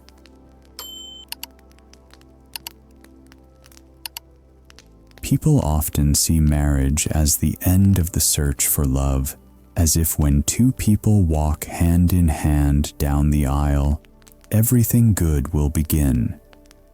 But in the eyes of Buddhist wisdom, marriage is not a destination, it is a path of practice. The Buddha taught, "When the path has thorns, it is not to hurt you, but to teach you how to walk gently." In the same way, when two people live together, it is not to satisfy each other, but to mirror one another and grow together in understanding. The sacredness of marriage does not lie in staying or separating, but in the consciousness of the one who walks through it. Some stay together for a lifetime yet remain full of suffering. Some part ways in peace yet carry deep gratitude. That morning in the temple garden, still heavy with dew, bamboo leaves glistened like jade under the dawn light. A middle-aged woman approached, weary in appearance, her eyes mixed with sadness and quiet strength after many years of endurance. She bowed and softly said, "I've tried to hold this marriage together for 20 years, but the more I hold on, the more I lose myself. Master is holding on an act of goodness, or is letting go an act of compassion." The Zen master walked with her along the stone path that led to the lotus pond behind the temple. The surface of the water was still as a mirror, reflecting the faint moon lingering in the early sky. He asked, "Do you see that lotus? It grows from the mud, but is never afraid of it. Yet it doesn't stay in the mud forever. When the time comes, it blooms, withers, and falls. No one tries to keep the lotus on the surface forever, because it must fall for the seed to be born." She was silent, eyes following a lotus petal, slowly closing after the long night. Then she asked softly, So, could my marriage also be just a lotus in the stream of life? The master smiled. Everyone who comes into your life has a reason. When the conditions are right, they stay. When they end, they leave. What matters is not staying or leaving, but whether you truly understood them while they were here, and whether you can keep peace in your heart when they go. She shared that her husband was kind, gentle, and responsible. Yet for a long time, there had been no honest conversations between them.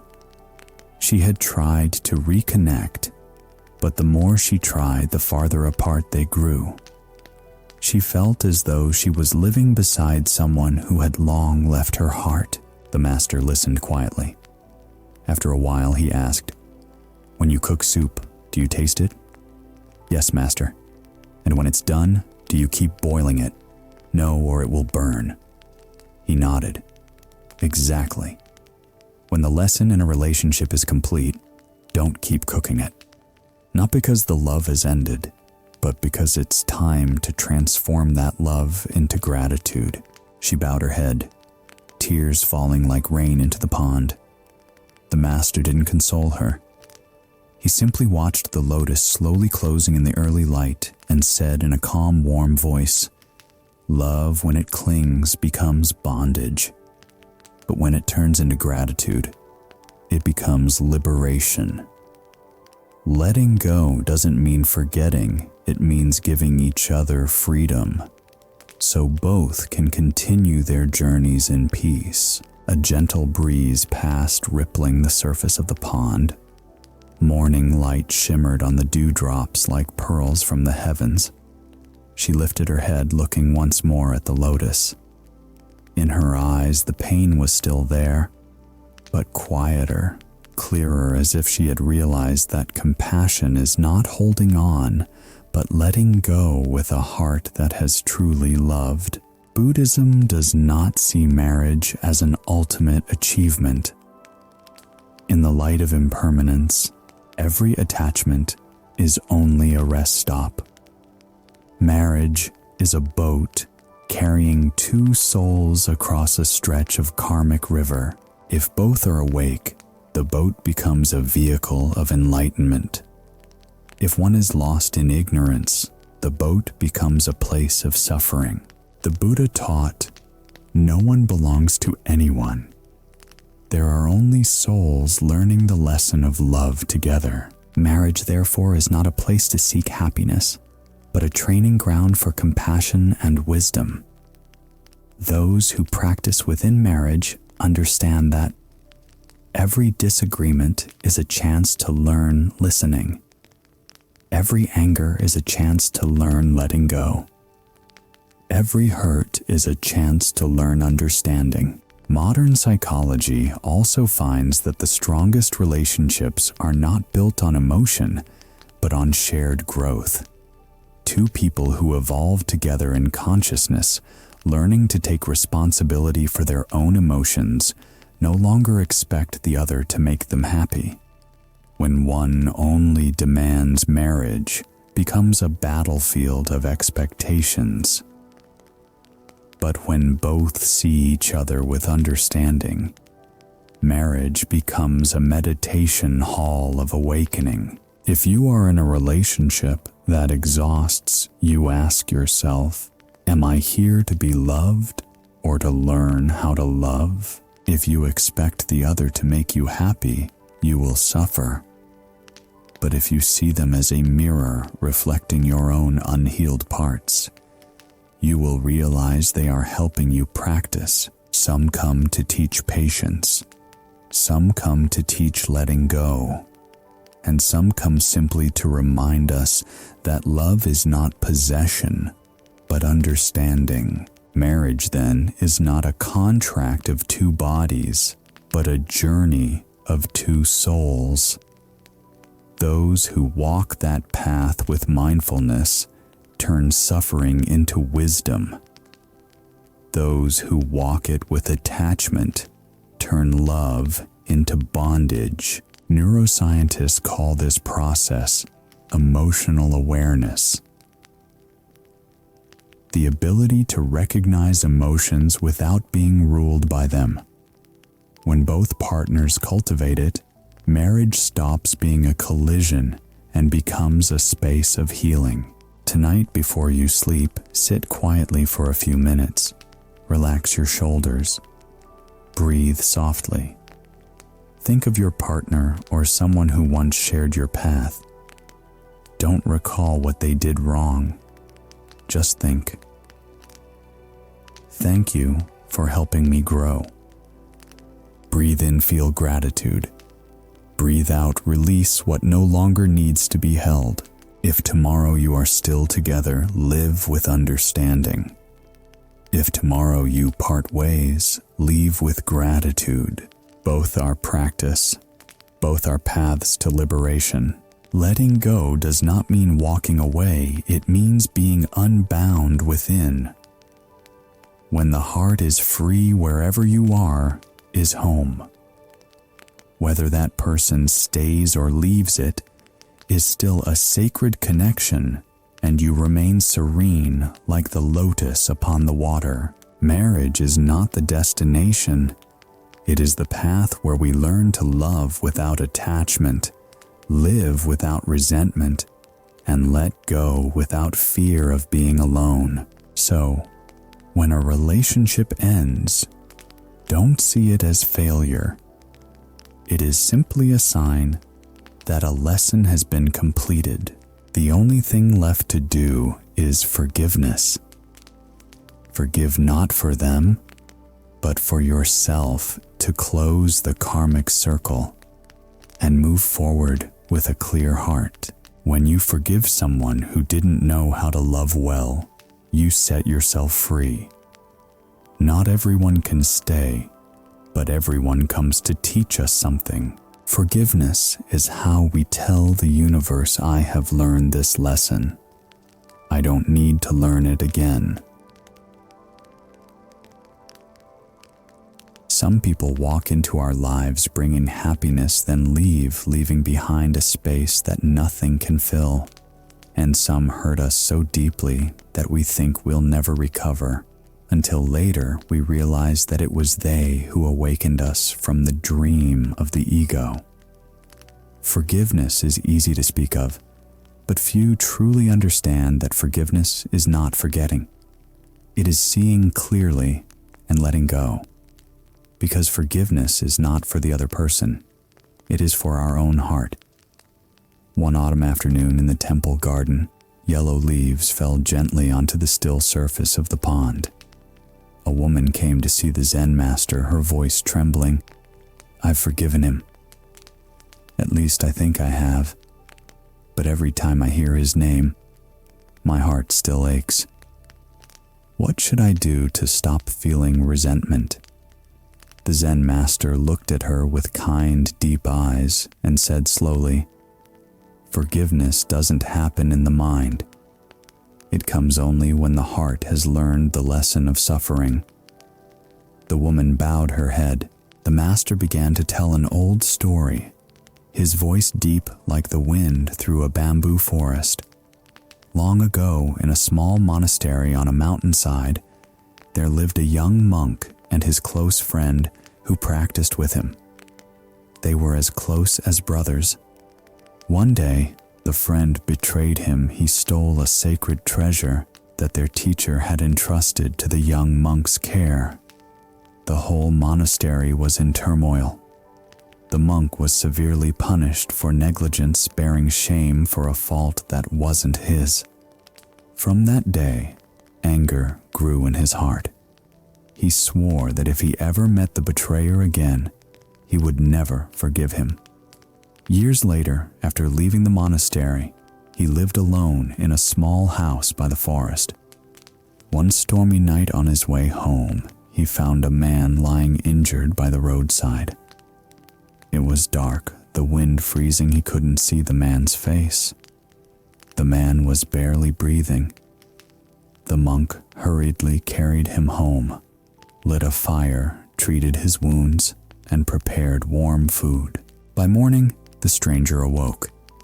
When the monk entered the room, the light from the doorway revealed his face, and he froze.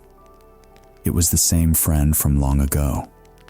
His body stiffened, and memories, anger, and pain surged back all at once. But then, he saw the man's frail, weary face, and something inside him went quiet. The friend trembled and whispered, "Don't you hate me?"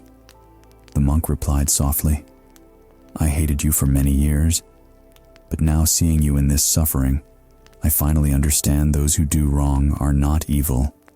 They are simply minds not yet awakened." The words drifted through the room like a wisp of incense smoke. The last drops of rain fell from the eaves, and then the wind stilled the sky, clearing once more. A few days later, the friend passed away. The monk lit an incense stick, knelt before the Buddha, and said quietly, "At last, I understand. Forgiveness doesn't save the other, it saves me." The Zen master paused, looking at the woman whose eyes were filled with tears. He spoke gently, like a breath. "You see, forgiveness is not erasing memory. It is ending the bond between your heart and that pain. When your heart still hurts, it means you are holding the wound tightly in your fist. When you open your hand, the wound will heal on its own." She looked down at the lotus pond where petals had scattered and drifted lightly on the water, as if they had never clung to anything. In her tear-filled eyes, a new kind of peace appeared, not from forgetting, but from understanding that forgiveness is the path back to oneself. In Buddhism, forgiveness is not a moral act, it is a state of awakening. When a heart still resents, it remains bound by karma. When the heart releases, karma dissolves.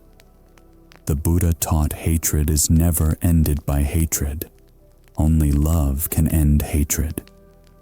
When we are angry at someone, that energy doesn't just harm them, it burns us first. Like holding a burning coal to throw at another, the one who burns first is always oneself. Forgiveness, therefore, is the fire that burns away the karma of resentment. Not to make the other right, but to stop the endless cycle of emotional rebirth. Modern psychology calls this the release of resentment, the freeing of stored anger from the body. When resentment is held for too long, the nervous system stays in constant tension, releasing cortisol that weakens immunity, heart function, and sleep. But when we truly forgive, alpha brain waves rise, bringing calm and healing. Forgiveness is not forgetting. Forgiveness is looking directly at the pain and no longer being ruled by it. Forgiveness is when you can recall the past and your heart no longer trembles. When someone hurts you, do not rush to label them evil. They are simply someone who did not yet know how to love, and they too may be suffering. Forgiveness is not about letting them return. It is about allowing yourself to walk forward without carrying the weight. Not everyone is meant to stay, but everyone who enters your life brings a lesson. Some teach you how to love, some teach you how to hurt, and some teach you how to let go. The Buddha taught that when we understand the law of dependent origination, we stop asking, "Why did they do that to me?" and start asking, "What have I learned from it?" Because karma is simply a mirror, reflecting what we need to see.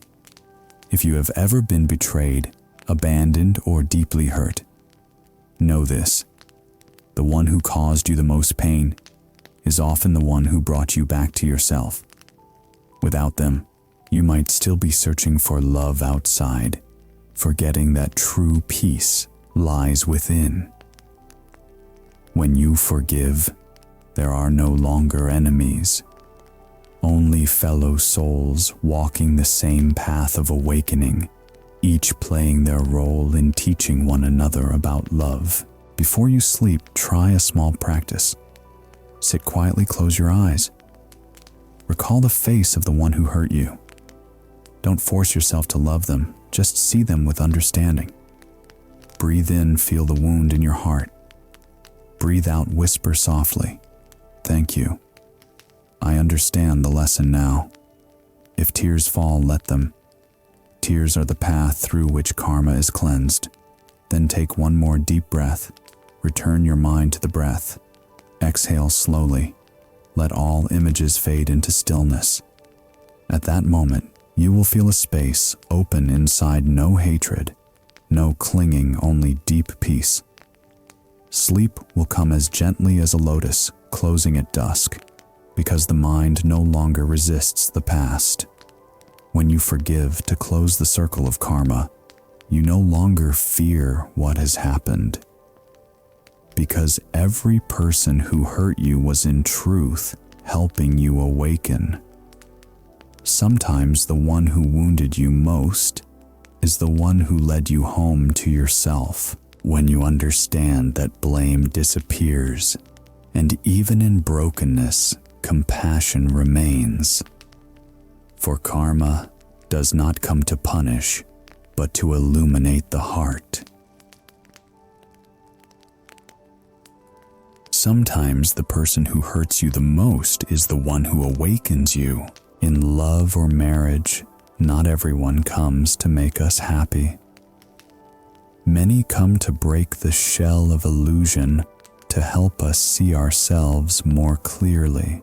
The Buddha taught, no one appears in your life by accident. Everyone who comes, whether through smiles or tears, carries a karmic role, a mirror reflecting the parts of our mind that are not yet illuminated. One autumn afternoon, sunlight filtered softly through the pine trees, and the wind stirred faintly, carrying the temple bell's echo like a whisper of time.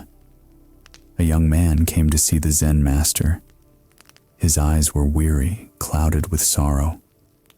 Sitting down, he said quietly, "I don't understand why the one I love is the one who hurts me most. I once believed that if I loved sincerely, I would be loved in return. But now, my heart feels shattered." The Zen master poured tea. The rising steam was thin as morning mist. He asked, "Have you ever thought that the one who hurt you didn't come to make you happy, but to help you understand what unconditional love truly is?" The man bowed his head silent. Even the wind seemed to pause. The master began to tell an old story. Long ago, in a small village at the foot of a mountain, there lived a kind young man who fell in love with a beautiful girl. They promised to stay together forever. But when harvest season came, the girl left him to marry someone else, a man of wealth. The young man's heart closed with bitterness. He withdrew from the world and went up the mountain to join a monastery. Years passed. He lived quietly and followed the precepts with great discipline. Yet on nights when the wind blew through the stones, the image of that girl returned, gentle, haunting. One night, he knelt before his old teacher and asked, "Master, I have practiced for many years, yet I cannot forget her. How can I let her go?" The old teacher smiled and pointed toward the pond outside. "Do you see the moon's reflection in the water?" "Yes, master." "Do you wish to take that moon out of the water?" "No, that's impossible." "Then let it be there. Do not try to remove what needs no removal. Just see clearly that the moon in the water is not real." The young man looked down at the pond. The water grew still. The moon shimmered softly, like heaven's gentle smile. In that moment, he realized the pain was never in the other person. It was in his own clinging mind. It was attachment that caused suffering. When love becomes pure, it brings only peace. From then on, he continued to practice without hatred, without resentment, without forcing himself to forget. He simply allowed everything to come and go like breath. Years later, when his worldly attachments had lightened, he met the woman again in another life. They looked at each other not with desire, but with a peaceful smile, the smile of two souls who had completed an old karmic debt. The Zen master paused, watching the soft evening light fill the garden. Then he said, "Do you see? Sometimes the one who hurts you is sent to open your heart. True love doesn't come to possess. It comes to illuminate the unhealed parts of the soul. When you can see the moon's reflection and know it's only an image, you'll realize love never truly leaves it, only transforms from pain into understanding, from attachment into freedom." The young man sat silently. The last rays of sunlight touched the pond, reflecting the faint image of the daytime moon. In his eyes, something dissolved, and something brightened like a new beginning after the storm of the heart. In Buddhist teaching, love and suffering are never separate. The one who hurts you is your karmic teacher, sent to help you see your ego, to teach you how to love without attachment, to give without expecting. The Buddha taught, when you love someone without needing them to belong to you, that love has become compassion. Love and marriage without mindfulness easily become cages of expectation. But when we see the other as a karmic lesson, every heartbreak ceases to be a tragedy. It becomes a step toward awakening. In modern psychology, therapists call this a mirror relationship, a reflective bond. We are drawn to those who mirror our unhealed parts, our fears, loneliness, or wounds of abandonment. They touch those wounds and it hurts, but it is also the very opportunity for healing. If we fail to see that, we blame them. But once we see clearly, we begin to thank them for waking us up. Karma never punishes. Karma only reflects what still needs light. If you are in a painful relationship right now, pause and ask yourself, what is this person teaching me? Perhaps they are teaching forgiveness. Perhaps they are teaching strength. Perhaps they are teaching you not to seek happiness outside yourself. If you understand, this resentment fades, because the one who hurt you most is often the one who shows you yourself most clearly. Psychologists describe relationships as emotional mirrors. When we are not yet whole, we attract people who bring us experiences that help us heal. So instead of asking, why did they treat me this way? Ask, why am I still staying in this pain? The Buddha taught, no one makes you suffer. It is only the mind that does not yet understand. When you truly see this, forgiveness requires no effort. It blooms naturally like a lotus rising from the mud. And when forgiveness blossoms, you are no longer bound not by that person, not by the past, not by karma. You walk freely, light as the wind across a field, loving yet unattached. Before you sleep, sit quietly. Place your hand over your heart and feel your heartbeat. Take a deep breath. Think of the one who hurt you, not to remember, but to see clearly. Breathe in, recognize the pain. Breathe out, release the resentment. Whisper softly within, "Thank you for helping me awaken." Breathe in, feel love.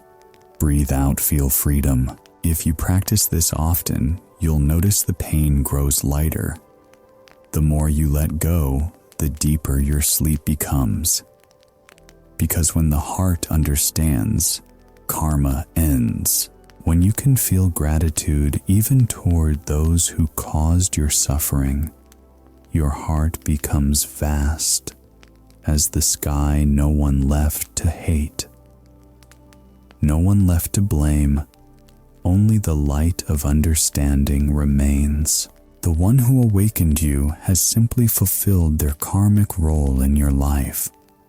Once the lesson is learned, they naturally fade away, and you no longer suffer because of it. Some souls come only to teach us one chapter of awakening, not to walk with us forever. When you realize this, you no longer resent, you give thanks. You no longer weep, you smile. And when two souls awaken together, learning and growing side by side, love itself transforms, it becomes Dharma, the path of service. Then they no longer love each other just to belong, but use love to spread wisdom to nurture all beings. That is the rarest kind of union, one not built on emotion, but on the shared intention to awaken.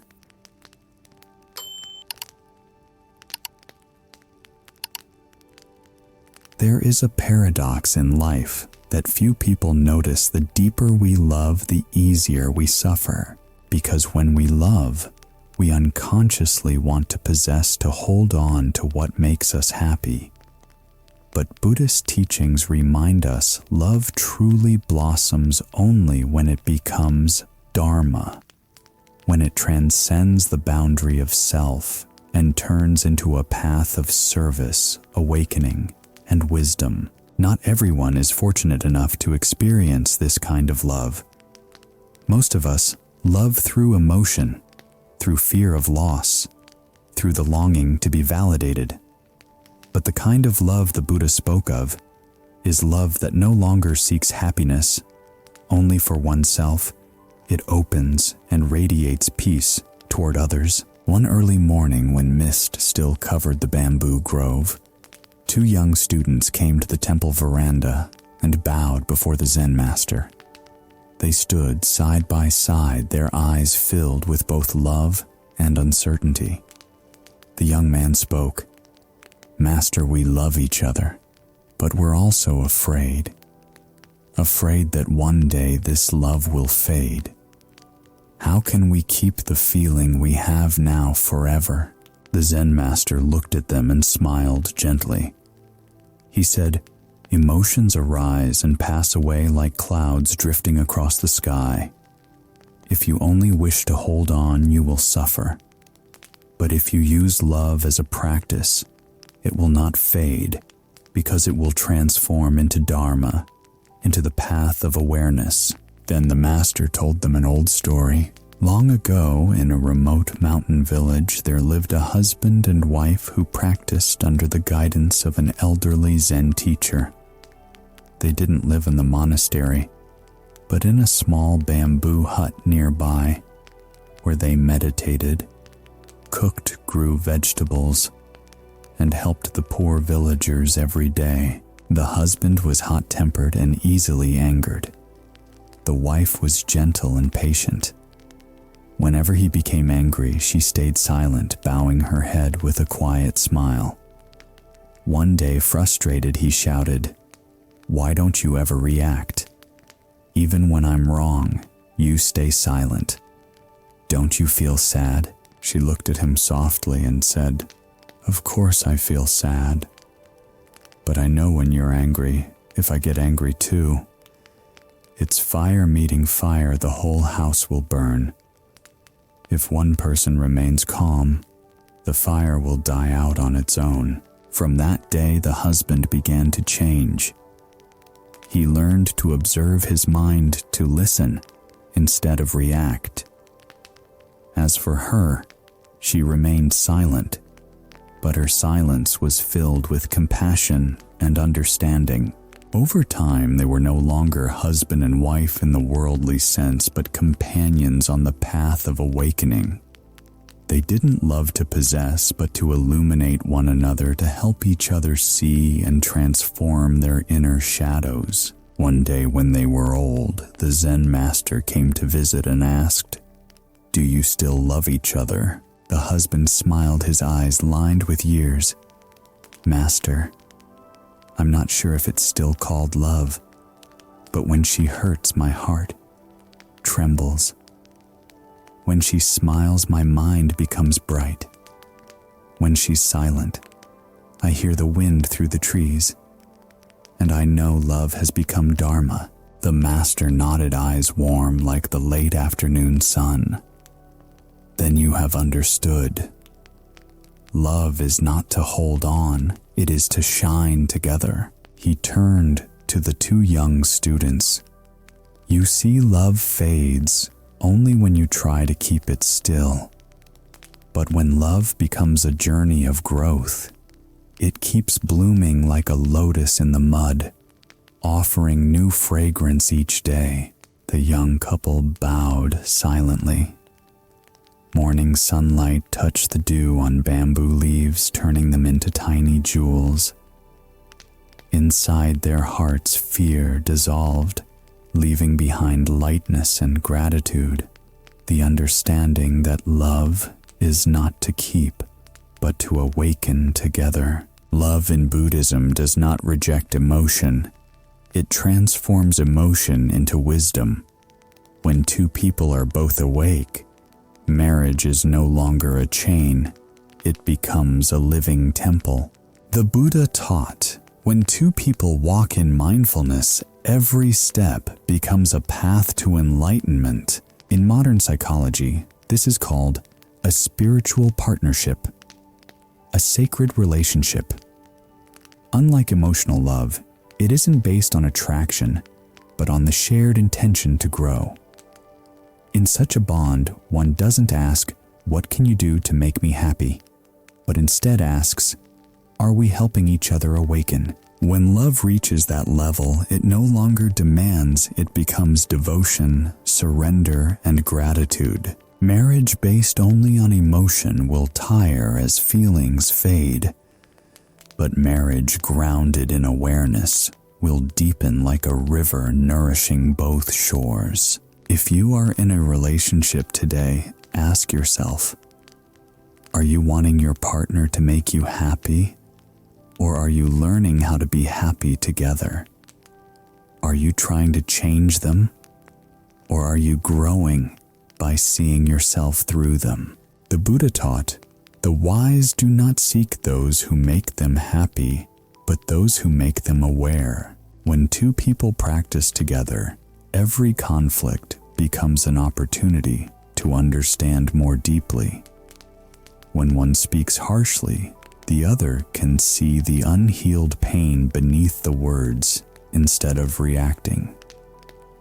That is when love transcends form and becomes a spiritual practice. Modern science affirms this too.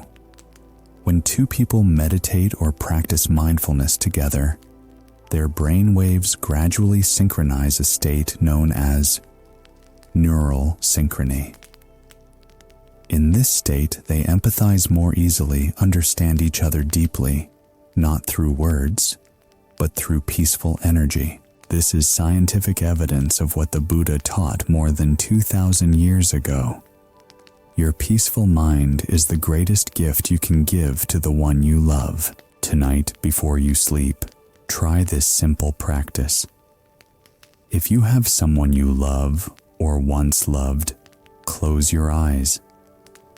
Don't think about the pain between you. Just imagine them sitting beside you in silence. Breathe in, feel gratitude for the time you walked together. Breathe out, Let go of every expectation, keeping only understanding and kindness. If you're still together, live as two spiritual companions. If you're apart, smile, because every meeting is a Buddhist blessing. When you can love without needing to keep care, without needing return, and wish peace, even for those who once hurt you, then love within you has become Dharma. That night, your sleep will be deeper, for your heart will no longer resist the past or chase the future. Only stillness remains, like a temple bell echoing softly through the night. When two souls awaken together, love becomes Dharma, a path of service. They do not only love each other, they use that love to heal and nurture others. Every marriage, then, is a classroom for the soul. The wise do not ask, why did they change? They ask, what have I learned from them? Because marriage only hurts when we forget it came not to please us but to teach us. Love often begins with emotion, but it is completed through the maturity of the heart. Some enter marriage to be loved. Some enter marriage to learn how to love. And only the latter truly understand the meaning of karma and destiny in a relationship. One early morning, thin mist covered the mountain slopes, and the wind gently brushed the pine branches like whispers of the earth. A young student climbed the stone steps to the temple veranda. His face was sorrowful, his eyes filled with loss. He bowed and said, I have loved with all my heart. I have sacrificed everything. But in the end, she still left me. Why does love hurt so much? The Zen master was silent for a long time, then softly asked, when you read a book, do you keep the pages or the lesson? The young man looked up silent. The master smiled gently, his voice light as the morning mist. Love is the same. People come not to stay, but to teach you something about yourself. Then the master told him an old story. Long ago, in a monastery on a mountain peak, a young man came to study Zen. Before becoming a monk, he had loved a woman deeply. But she betrayed him and left for another man. In despair, he abandoned worldly life and sought meditation as a refuge from pain. Years passed. He became an excellent practitioner, mindful, simple, and serene. But each spring when cherry blossoms filled the courtyard, his heart ached again. The faint fragrance brought back old memories, and the pain he thought had vanished returned quietly. One evening he knelt before his old teacher and asked softly, I have meditated for years. Why does that memory still cling to me? The teacher looked out into the moonlit garden and replied, because you've tried to forget, but you haven't learned. Learn what the young man asked, surprised. The teacher smiled. Learn from the pain itself. When you hurt, it's because you still cling to the illusion that someone else must make you happy. But in truth, they were only a mirror showing you the part of yourself you haven't yet understood. Then the teacher led him to the pond outside. The moon shone quietly on the still surface, glittering like a mirror. Do you see the moon reflected in the water? Yes, master. If you jump into the pond to grasp it, can you catch it? No, I cannot. But if you sit still, the water becomes calm, and the moon reveals itself clearly. The young man bowed his head and suddenly understood. From then on, whenever the old memories returned, He no longer tried to push them away or forget. He sat still, breathed gently, and looked deeply within himself. Each wave of pain, each flicker of longing became an opportunity for reflection to see the desires and fears within that had not yet healed. Gradually, the pain transformed no longer a wound, but a light. The Zen master looked at his student and said softly, "When you can love without needing to keep and remember without needing to hold, that is when love has turned into wisdom. The one who hurt you is not the one who took something away, but the one who helped you return to yourself." Outside, the first sunlight broke through the clouds and shone upon the pond. The reflection of the moon disappeared, leaving only pure light like the clarity of an awakened heart. In Buddhist teachings, love is not merely an emotion, it is a practice. Marriage or relationship does not come to satisfy you, but to awaken you. The Buddha taught, "No one causes your suffering, only the unawakened mind wounds itself." Those who come to us, whether through love or through pain, all carry the same purpose to help us see ourselves more clearly. If we still expect, it means we have not yet understood.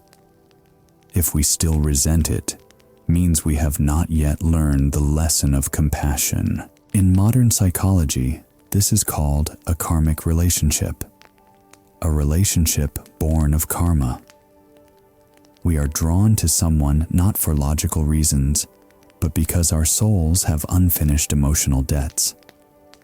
These relationships are often intense and challenging because they force us to face our deepest layers, our fears, insecurities, wounds, and illusions about love. Only when we learn the lesson to love without attachment, to give without expectation, does karma dissolve. Marriage, in the light of Buddhist wisdom, is not meant to fulfill emotion, but to refine the heart. Every person we meet is a lesson for the soul. Those who love us teach gratitude. Those who leave teach letting go. Those who hurt us teach compassion. If we look with resentment, every relationship is karmic suffering. But if we look with insight, every relationship is dharma, a path of learning. Love becomes truly deep only when we learn to love with awareness, not to love someone in order to be happy, but to love someone as a way to understand happiness within ourselves. Psychological research shows that when a person goes through heartbreak without falling into resentment, the brain region responsible for compassion, the anterior insula, becomes more active. This proves that forgiveness and understanding bring real healing to both mind and body. Like a lotus that rises from the mud, love becomes beautiful only when it is born from suffering that has been understood. Each night before you sleep, take a few minutes to reflect on your day. If today brought conflict, disappointment, or sadness in love, don't try to forget it. Observe it through your breath. Breathe in and recognize, "I am sad." Breathe out and smile gently to that sadness. Then ask yourself softly, what is today's lesson? Maybe it's patience. Maybe it's the art of listening. Or maybe it's letting go of the need for the other person to understand you. When you can see every moment as a lesson instead of a judgment, your heart will grow lighter, your breath deeper, and your sleep more peaceful. Because when the mind no longer resists reality, every pain becomes a kind teacher. Love and marriage are never random. They are classrooms for the soul. Everyone we meet plays a role in our awakening. The wise do not ask, "Why did they change?" They ask, "What have I learned from them?" For marriage only hurts when we forget it came not to please but to teach. And when the lesson is complete, the heart naturally feels gratitude instead of resentment, because no one comes without purpose and no one leaves without meaning. Whether it ends in smiles or in tears, every encounter deserves gratitude, for it is they who helped us grow and brought us closer to the freedom of the heart. There is something strange about human relationships. When people leave, we usually see only the loss, forgetting that their departure is sometimes the greatest gift of karma. No one comes into our life without cause, and no one leaves without meaning. If we are calm enough to look deeply, we will see every meeting is a lesson. Every pain is a reminder to awaken. And every parting is a doorway to the growth of the heart. Long ago in the mountains, there was a young monk who was given what seemed to be a simple task to take care of an old apricot tree in front of the temple. The tree had lived through many seasons, its slender trunk bent like an aged hand cupped over time. Each year, it bloomed only once in early spring. The young monk loved the tree like a dear friend. Every morning he watered it, spoke to it, and sheltered it from heavy rain. He believed that his love would help it live longer and bloom more beautifully each year. Then one spring, the tree blossomed brighter than ever, golden petals shining like morning light. But not long after, the tree withered, its leaves fell, and its branches dried. The monk was heartbroken. He felt betrayed. He had cared deeply, loved sincerely, yet he still could not keep the tree alive. He went to the Zen master, tears in his eyes. "Master, I did everything I could. Why did the tree still die?" The Zen master looked at him kindly and asked, "Did you care for the tree so it would live, or to learn how to love something that never belonged to you?" The question stunned him. The master continued, his voice soft like wind through leaves. "Flowers bloom and fall, that is nature's way. But the gratitude you hold for the moment it bloomed, that is what lasts forever. If you only see what is lost, you will suffer endlessly. But if you see what was given, that you had the chance to love, to care, and to learn to let go, you will find peace." The young monk sat silently gazing at the courtyard where the last petals were falling. The sunlight passed through bare branches, casting a gentle glow like sadness being soothed. The Zen master poured tea. The warm fragrance filled the still air. "Do you see?" he said, "everything in life is conditioned by causes and connections. Every meeting, every parting carries a lesson. There are causes to meet and causes to part, but no encounter is meaningless." Years later, when spring returned, the young monk had become a master himself. Each time the apricot tree bloomed, he no longer felt loss. He simply placed his palms together, bowed, and smiled. In that smile, there was gratitude and understanding. Every meeting is a karmic bond, and every bond deserves gratitude, whether it ends in tears or in smiles, like that old apricot tree. Everything that has once bloomed in our lives, love, friendship, or the presence of someone who has passed through, has fulfilled its purpose. Not to stay, but to teach us how to love without holding, how to cherish without fearing loss. When we understand this, we no longer grieve the falling petals. We smile because we were once blessed to see them bloom. The Buddha taught that every relationship in life arises from causes and conditions.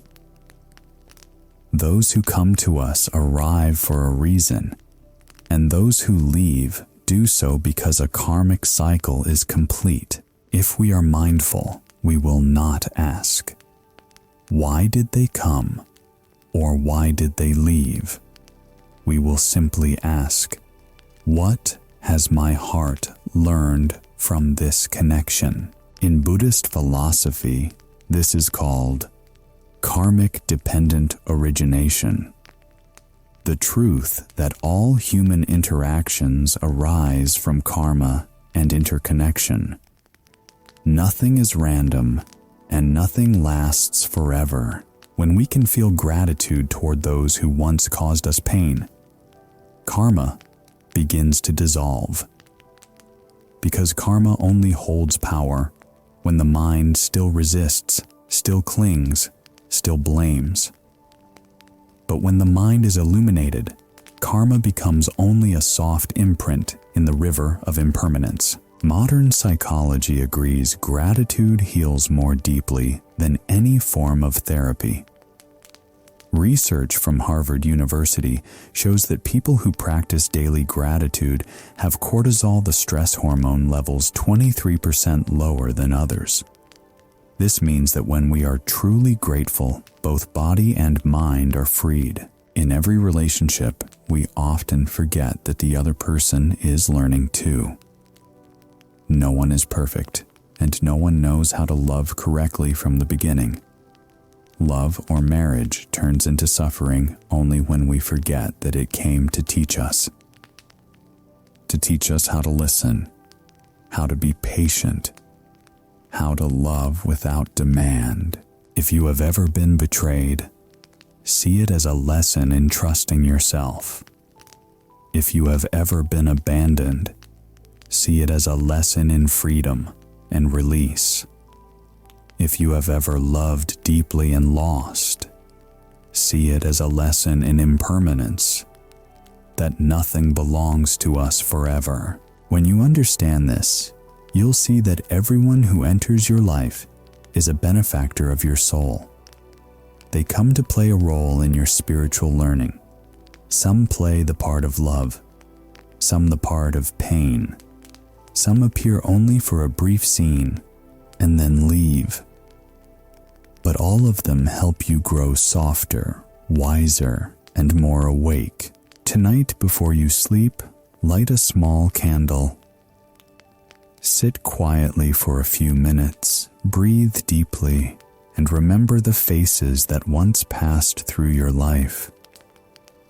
Perhaps someone you loved, perhaps someone who hurt you, perhaps someone you never thanked. Breathe in, recognizing that they were part of your journey. Breathe out, smile gently, and whisper in your heart, "Thank you for coming." When we are grateful, pain loses its sharpness.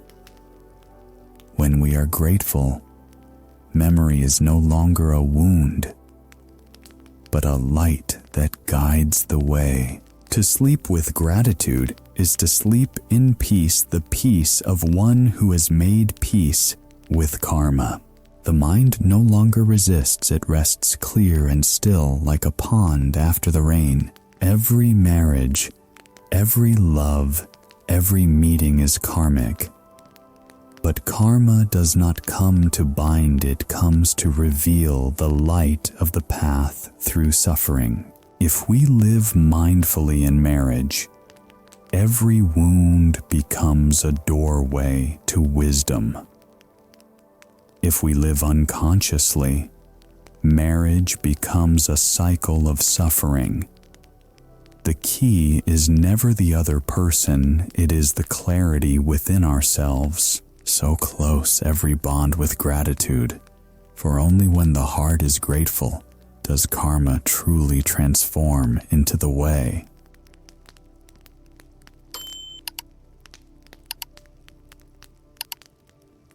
Marriage is where human beings can experience great joy, but also the deepest kind of suffering. People often believe that love ends with a wedding, that marriage is the reward for love. But in Buddhist teaching, marriage is not a reward. It is a path of practice where two minds learn to illuminate each other. Late in the afternoon, the temple courtyard lay quiet beneath the Bodhi tree. The last sunlight fell gently upon each leaf, shimmering like drops of meditation. A middle-aged man walked in his face, weary, his eyes heavy. He bowed and said, "Master, I don't understand. The closer I am to my wife, the more I suffer. At first I thought it was because we're different. Then I thought maybe our karma together had ended. But when I'm away from her, my heart still feels burdened, as if something unfinished remains." The Zen master was silent for a long while, his gaze kind yet deep like a bottomless lake. Then he said softly, "Do you know why iron melts when it meets fire? Yet when forged correctly, it becomes a sword." The man looked up confused, unable to answer. The master smiled. Marriage is the same. If lived by instinct, it burns. But if lived with awareness, every pain becomes a flame that forges the heart. Then marriage is no longer karma, it becomes the path.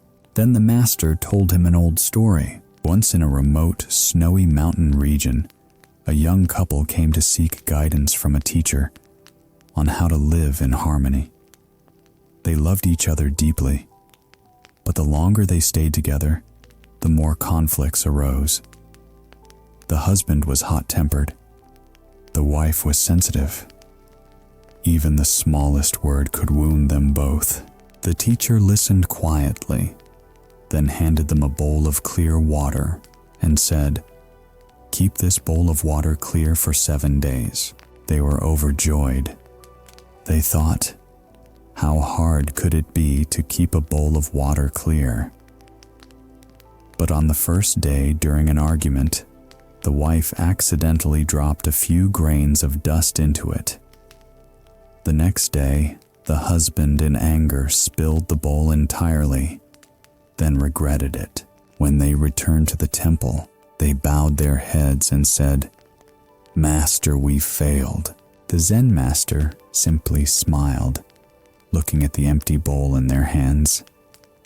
"So now you understand. Keeping water clear is not easy, just like keeping the mind calm in marriage.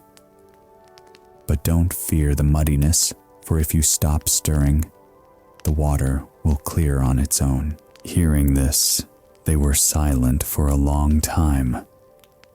They left the temple without a word, but something in their eyes had softened like a cool breeze passing through a flame. From then on, whenever they were angry, they no longer argued. They sat quietly together, breathing deeply, looking at each other without speaking. Sometimes tears fell, but without blame. They began to learn how to stop stirring their own minds. Years later, when they returned to visit the master, they offered him a bowl of crystal clear water and said, "The bowl from that day is still clear, master. Because we no longer try to keep it clear, we've simply learned not to stir it." The master smiled gently, his voice warm and deep, like the sound of a temple bell, echoing through the mountains. Then karma has become the way. The man listening to the story bowed deeply. Inside him, something suddenly felt light as air. he realized that sometimes love doesn't die. The mind simply becomes too restless. And when one learns to stop stirring, the water clears again, like a heart finding peace after many storms. In Buddhist philosophy, karma is not punishment. It is the reflection of what we have yet to understand. Marriage, therefore, is a mirror of the inner mind. When we meet our partner, the parts of us still in darkness are brought to light. If we get angry, that is the karma of aversion. If we become jealous, that is the karma of attachment. If we are hurt by others' words, that is the karma of an ego not yet strong enough to release. And yet, through this very process, we see how much we still need to learn. It is not the other person who causes our pain. It is our own unhealed shadow reacting within. The Buddha taught, "The wise do not fear karma, for they know karma is the path leading to enlightenment." If we live in marriage with awareness, every conflict becomes a lesson. If we live in ignorance, marriage becomes a loop of suffering where we repeat the same lesson with different faces. In modern psychology, this is called pattern repetition. The emotional loop. When someone has not healed an old wound, they unconsciously seek new relationships to replay the same story until they finally learn and release it. Thus, each partner is not someone who causes pain, but someone who reveals where we still need awakening. When we can see that truth, karma transforms into dharma, the path back to the self. In reality, no one can hurt us if there is no place within us for that hurt to cling to. A harsh word, when it falls on one who holds no attachment, fades like rain upon a leaf.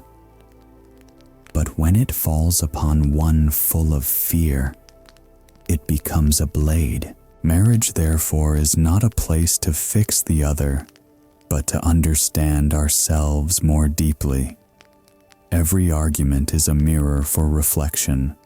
Every burst of anger, a practice in patience.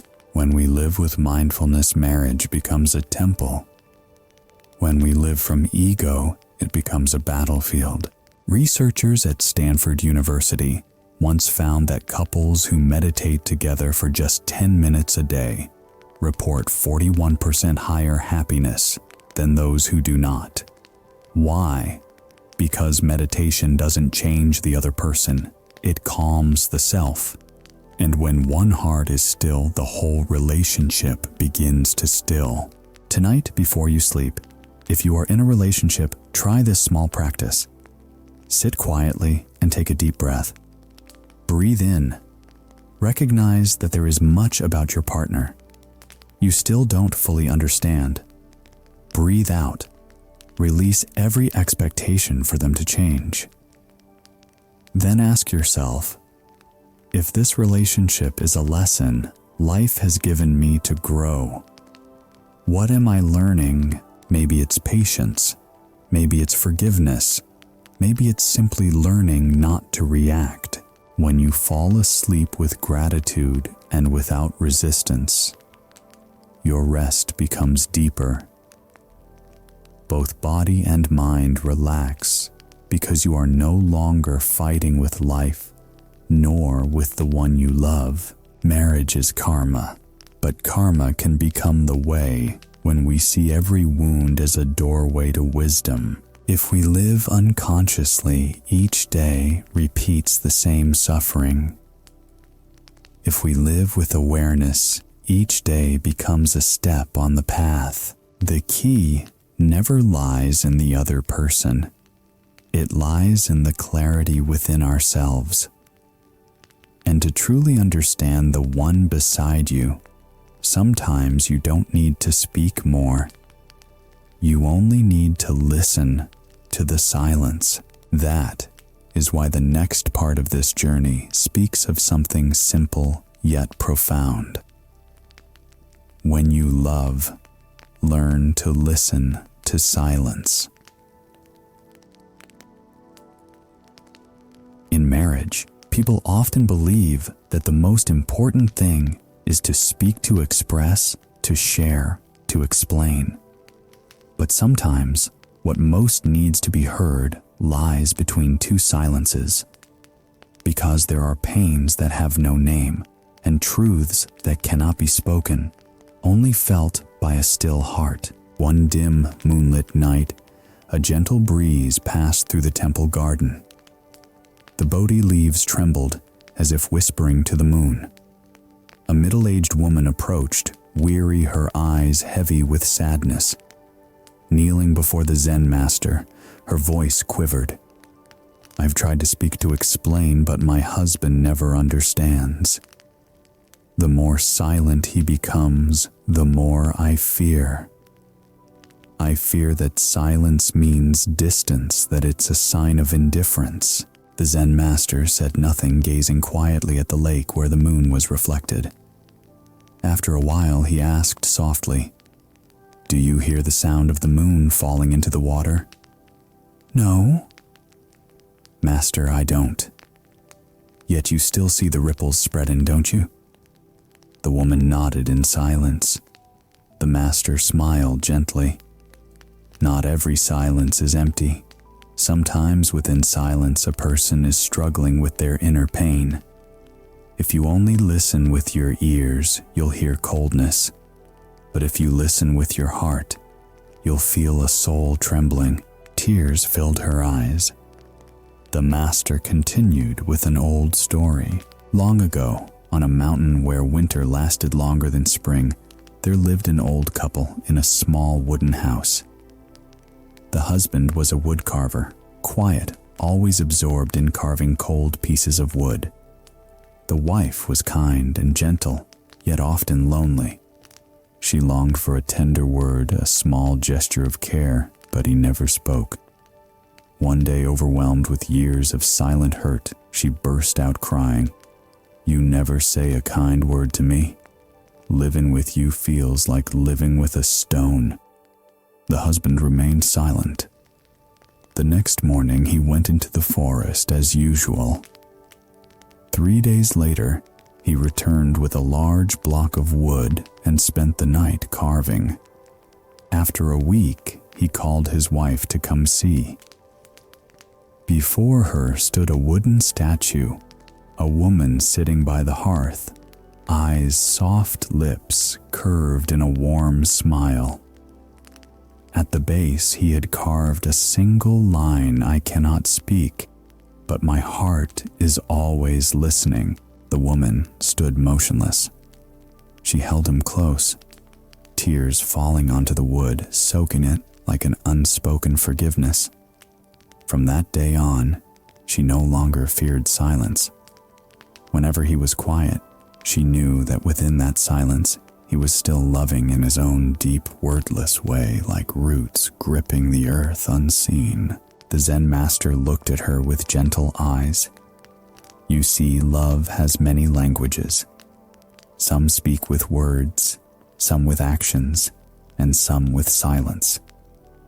Do not fear when the one beside you does not speak. If you listen with your heart, you'll know they are still loving just in their own way." The woman bowed deeply. A faint smile appeared on her lips. Across the pond, the moonlight still glimmered soundless, yet illuminating all that words could never say. In Buddhist teaching, silence is not the absence of words, it is the space of understanding. The Buddha once taught the wise speak little, not because they know less, but because they hear the sound of the heart. In marriage, many believe that the more we talk, the closer we become. Yet sometimes words are merely a cover for the fear of being hurt. A person may be silent not because they don't care, but because they don't yet feel safe enough to open. According to Zen, true listening does not happen with the ears, but with a non-judging heart. Only when the mind is still can we hear what the other person does not say, the sound of fear, of pain, of memories words cannot touch. Modern psychology calls this silent empathy, the quiet resonance between two souls. When we stop trying to fix or explain and simply be present, the brains of both partners begin to synchronize emotionally. The other person feels safe, and healing begins naturally. Marriage does not need many words. It needs deep listening. The one who can listen to silence is the one who can see the soul behind the shadows. If your partner is silent, do not assume they are indifferent. Look deeper and ask, what are they fearing or enduring that they cannot yet speak of? Marriage is not a dialogue between two mouths, but a meeting between two hearts. A heart opens not when questioned, but when it feels understood. A study from the University of California found that couples who sit quietly together for 10 minutes a day, saying nothing, just breathing together, report 38% higher happiness than those who talk frequently. This shows that silence connects deeper than words. So tonight, if you feel a distance between you and the one you love, don't rush to speak. Don't rush to blame. Just sit quietly. Light a small candle, breathe together, or simply share presence in silence. Breathe in. Feel how the breath brings both of you back to this moment. Breathe out. Release the need to understand or fix anything right now. When the mind is calm, words arise naturally without harming. When silence deepens, compassion arises in every breath. Before sleeping, take 1 minute to listen inwardly. Place your hand on your heart and ask, have I truly listened today? Have I heard the fear, the sorrow, or the gratitude in my partner's heart? If you can fall asleep tonight in gratitude without judgment, then you are already practicing the Dharma within marriage, living the way in daily life. Love doesn't need too many promises, only genuine presence in the quiet moments. Because silence is not distance, it is the home of understanding. And sometimes within that silence, two souls find each other again. But if silence still brings pain, perhaps it's because you are still holding on, not yet letting go. So after learning to understand silence, there is one more truth to learn. When you love, don't try to hold on.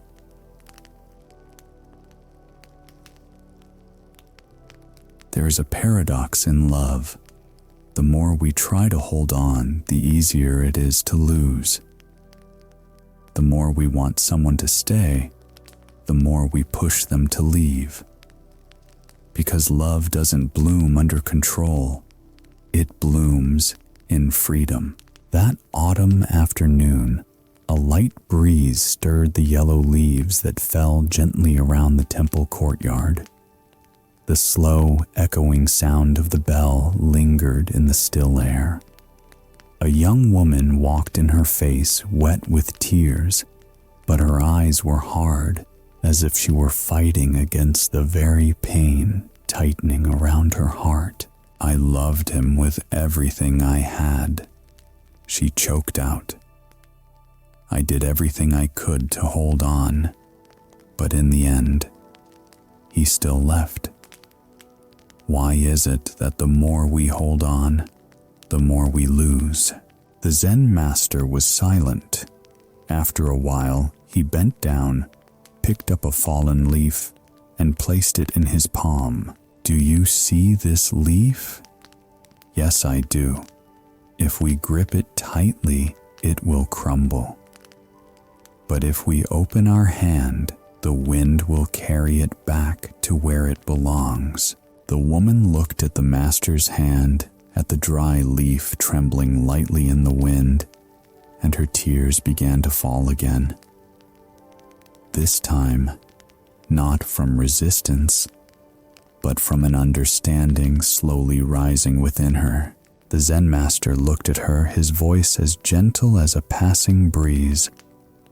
Holding on is not always love. Sometimes letting go is the only way both people can breathe. Then he told her an old story. Once in a small village by the mountain, there was a gentle young woman who fell in love with a hunter. They loved each other passionately and were inseparable. Each time he went into the forest, she would tell him, "Don't go too far. I'm afraid of losing you." He smiled softly. "If I don't go far, there won't be enough food for the winter." Because she loved him, she took a soft forest vine, tied one end around his wrist and the other to his pack. "This way I can feel that you're still close even when you go far." He smiled, kissed her forehead and left. On the first day the vine was still taut. On the second day it slackened. On the third day it snapped. Panicking, she ran into the forest, calling his name in desperation. All she found was the end of the vine caught on a branch. Deep in a rocky ravine, the hunter had fallen because the vine snagged on the rock and kept him from making the leap. From then on, she lived alone, carrying the vine with her for the rest of her life.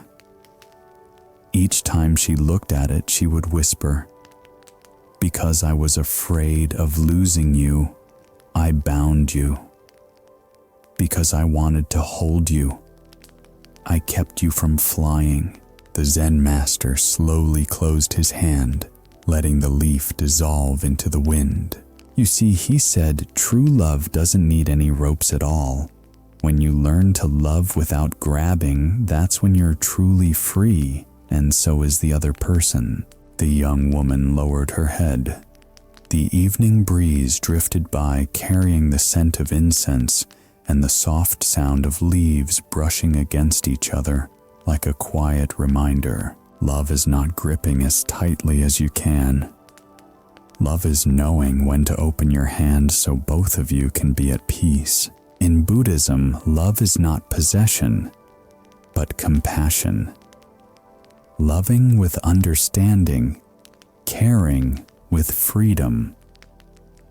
The Buddha taught, if love makes the other person suffer, it is not loving kindness, it is attachment. Self-centered love always carries a fear of loss. Selfless love contains trust in impermanence. Those who are not yet awakened love like someone holding water in their hands. The tighter they squeeze, the faster it slips through their fingers. Those who are awakened love like someone holding water in a cup, steady, gentle, without clutching or pushing away. In psychology, this is called the paradox of control. The more we try to control a relationship, the faster it falls apart. Because when we force someone to stay, they no longer have the freedom to love. And without freedom, love dies. In every relationship, there are two ways to love. One is to love in order to own. The other is to love in order to grow together. If you love to possess, you will always be afraid.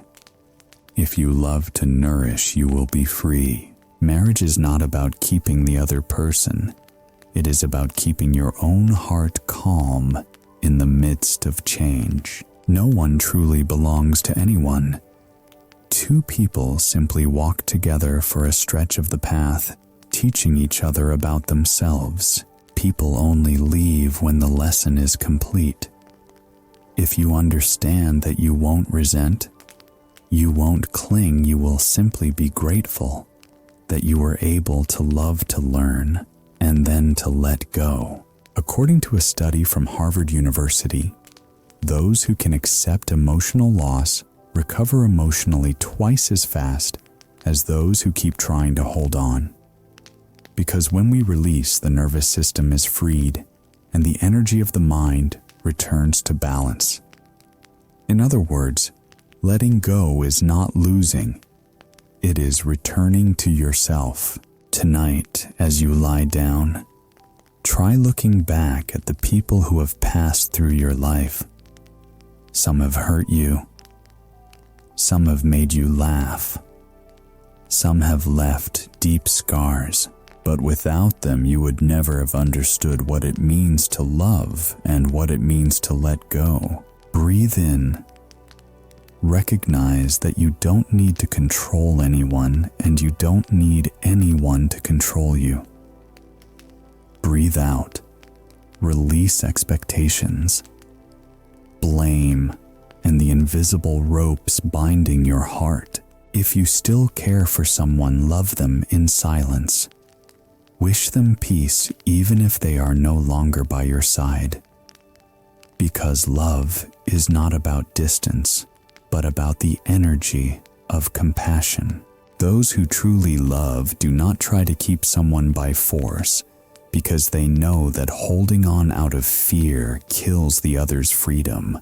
Those who know how to let go do not do so because they've stopped loving, but because they understand that love is not tightening, it is opening. Marriage and love are both lessons in karma and awakening. When we love, we see ourselves more clearly, our fears, our attachments, our limits. When we let go, we return to the root of love, freedom, and understanding. Don't try to hold on to others, and don't try to erase them either. Just hold on to the peace in your own heart, because that is the only thing you truly possess. A relationship doesn't end because fate runs out, but because the shared lesson has been completed. If you understand this, you will no longer be afraid of losing anyone, because you know no one truly belongs to anyone. The more you try to hold, the more you fear losing. The more you fear losing, the farther they drift. And only when you learn the art of placing your hand over your own heart instead of chaining it to another person, will you touch mature love that can let go and still care. As this journey comes to a close, perhaps your heart has gently touched something deeper than love stories. Because love in the end is not just an emotion between two people. It is a process of karma and awakening. The person you meet does not come to make you happy. They come to help you see yourself. And when the lesson is complete, they may leave so that you can grow bigger, softer, and closer to the freedom of the heart. The Buddha once said, "No one belongs to anyone, only conditions belong to each other." So be grateful to those who have come, both to those who made you happy and those who made you cry. They are all teachers showing you how to love, how to let go, and how to return to the stillness at the core of your heart. If you're in a marriage, see your partner not as someone to change, but as a mirror reflecting your own karma. And if you are on your own, don't be sad. Sometimes karma needs to be transformed in silence before true conditions for love can blossom. Every relationship is a lesson. Every wound is an exam for the soul. And when we learn to see every meeting with gratitude, every karma can be transformed into the path. Thank you for taking the time to listen and walk through this journey. If these Zen stories and teachings have brought you even a little peace, please help spread that energy by clicking like, share, and subscribing to the Buddhism Seeds channel so we can plant more seeds of awakening together. Leave your thoughts below.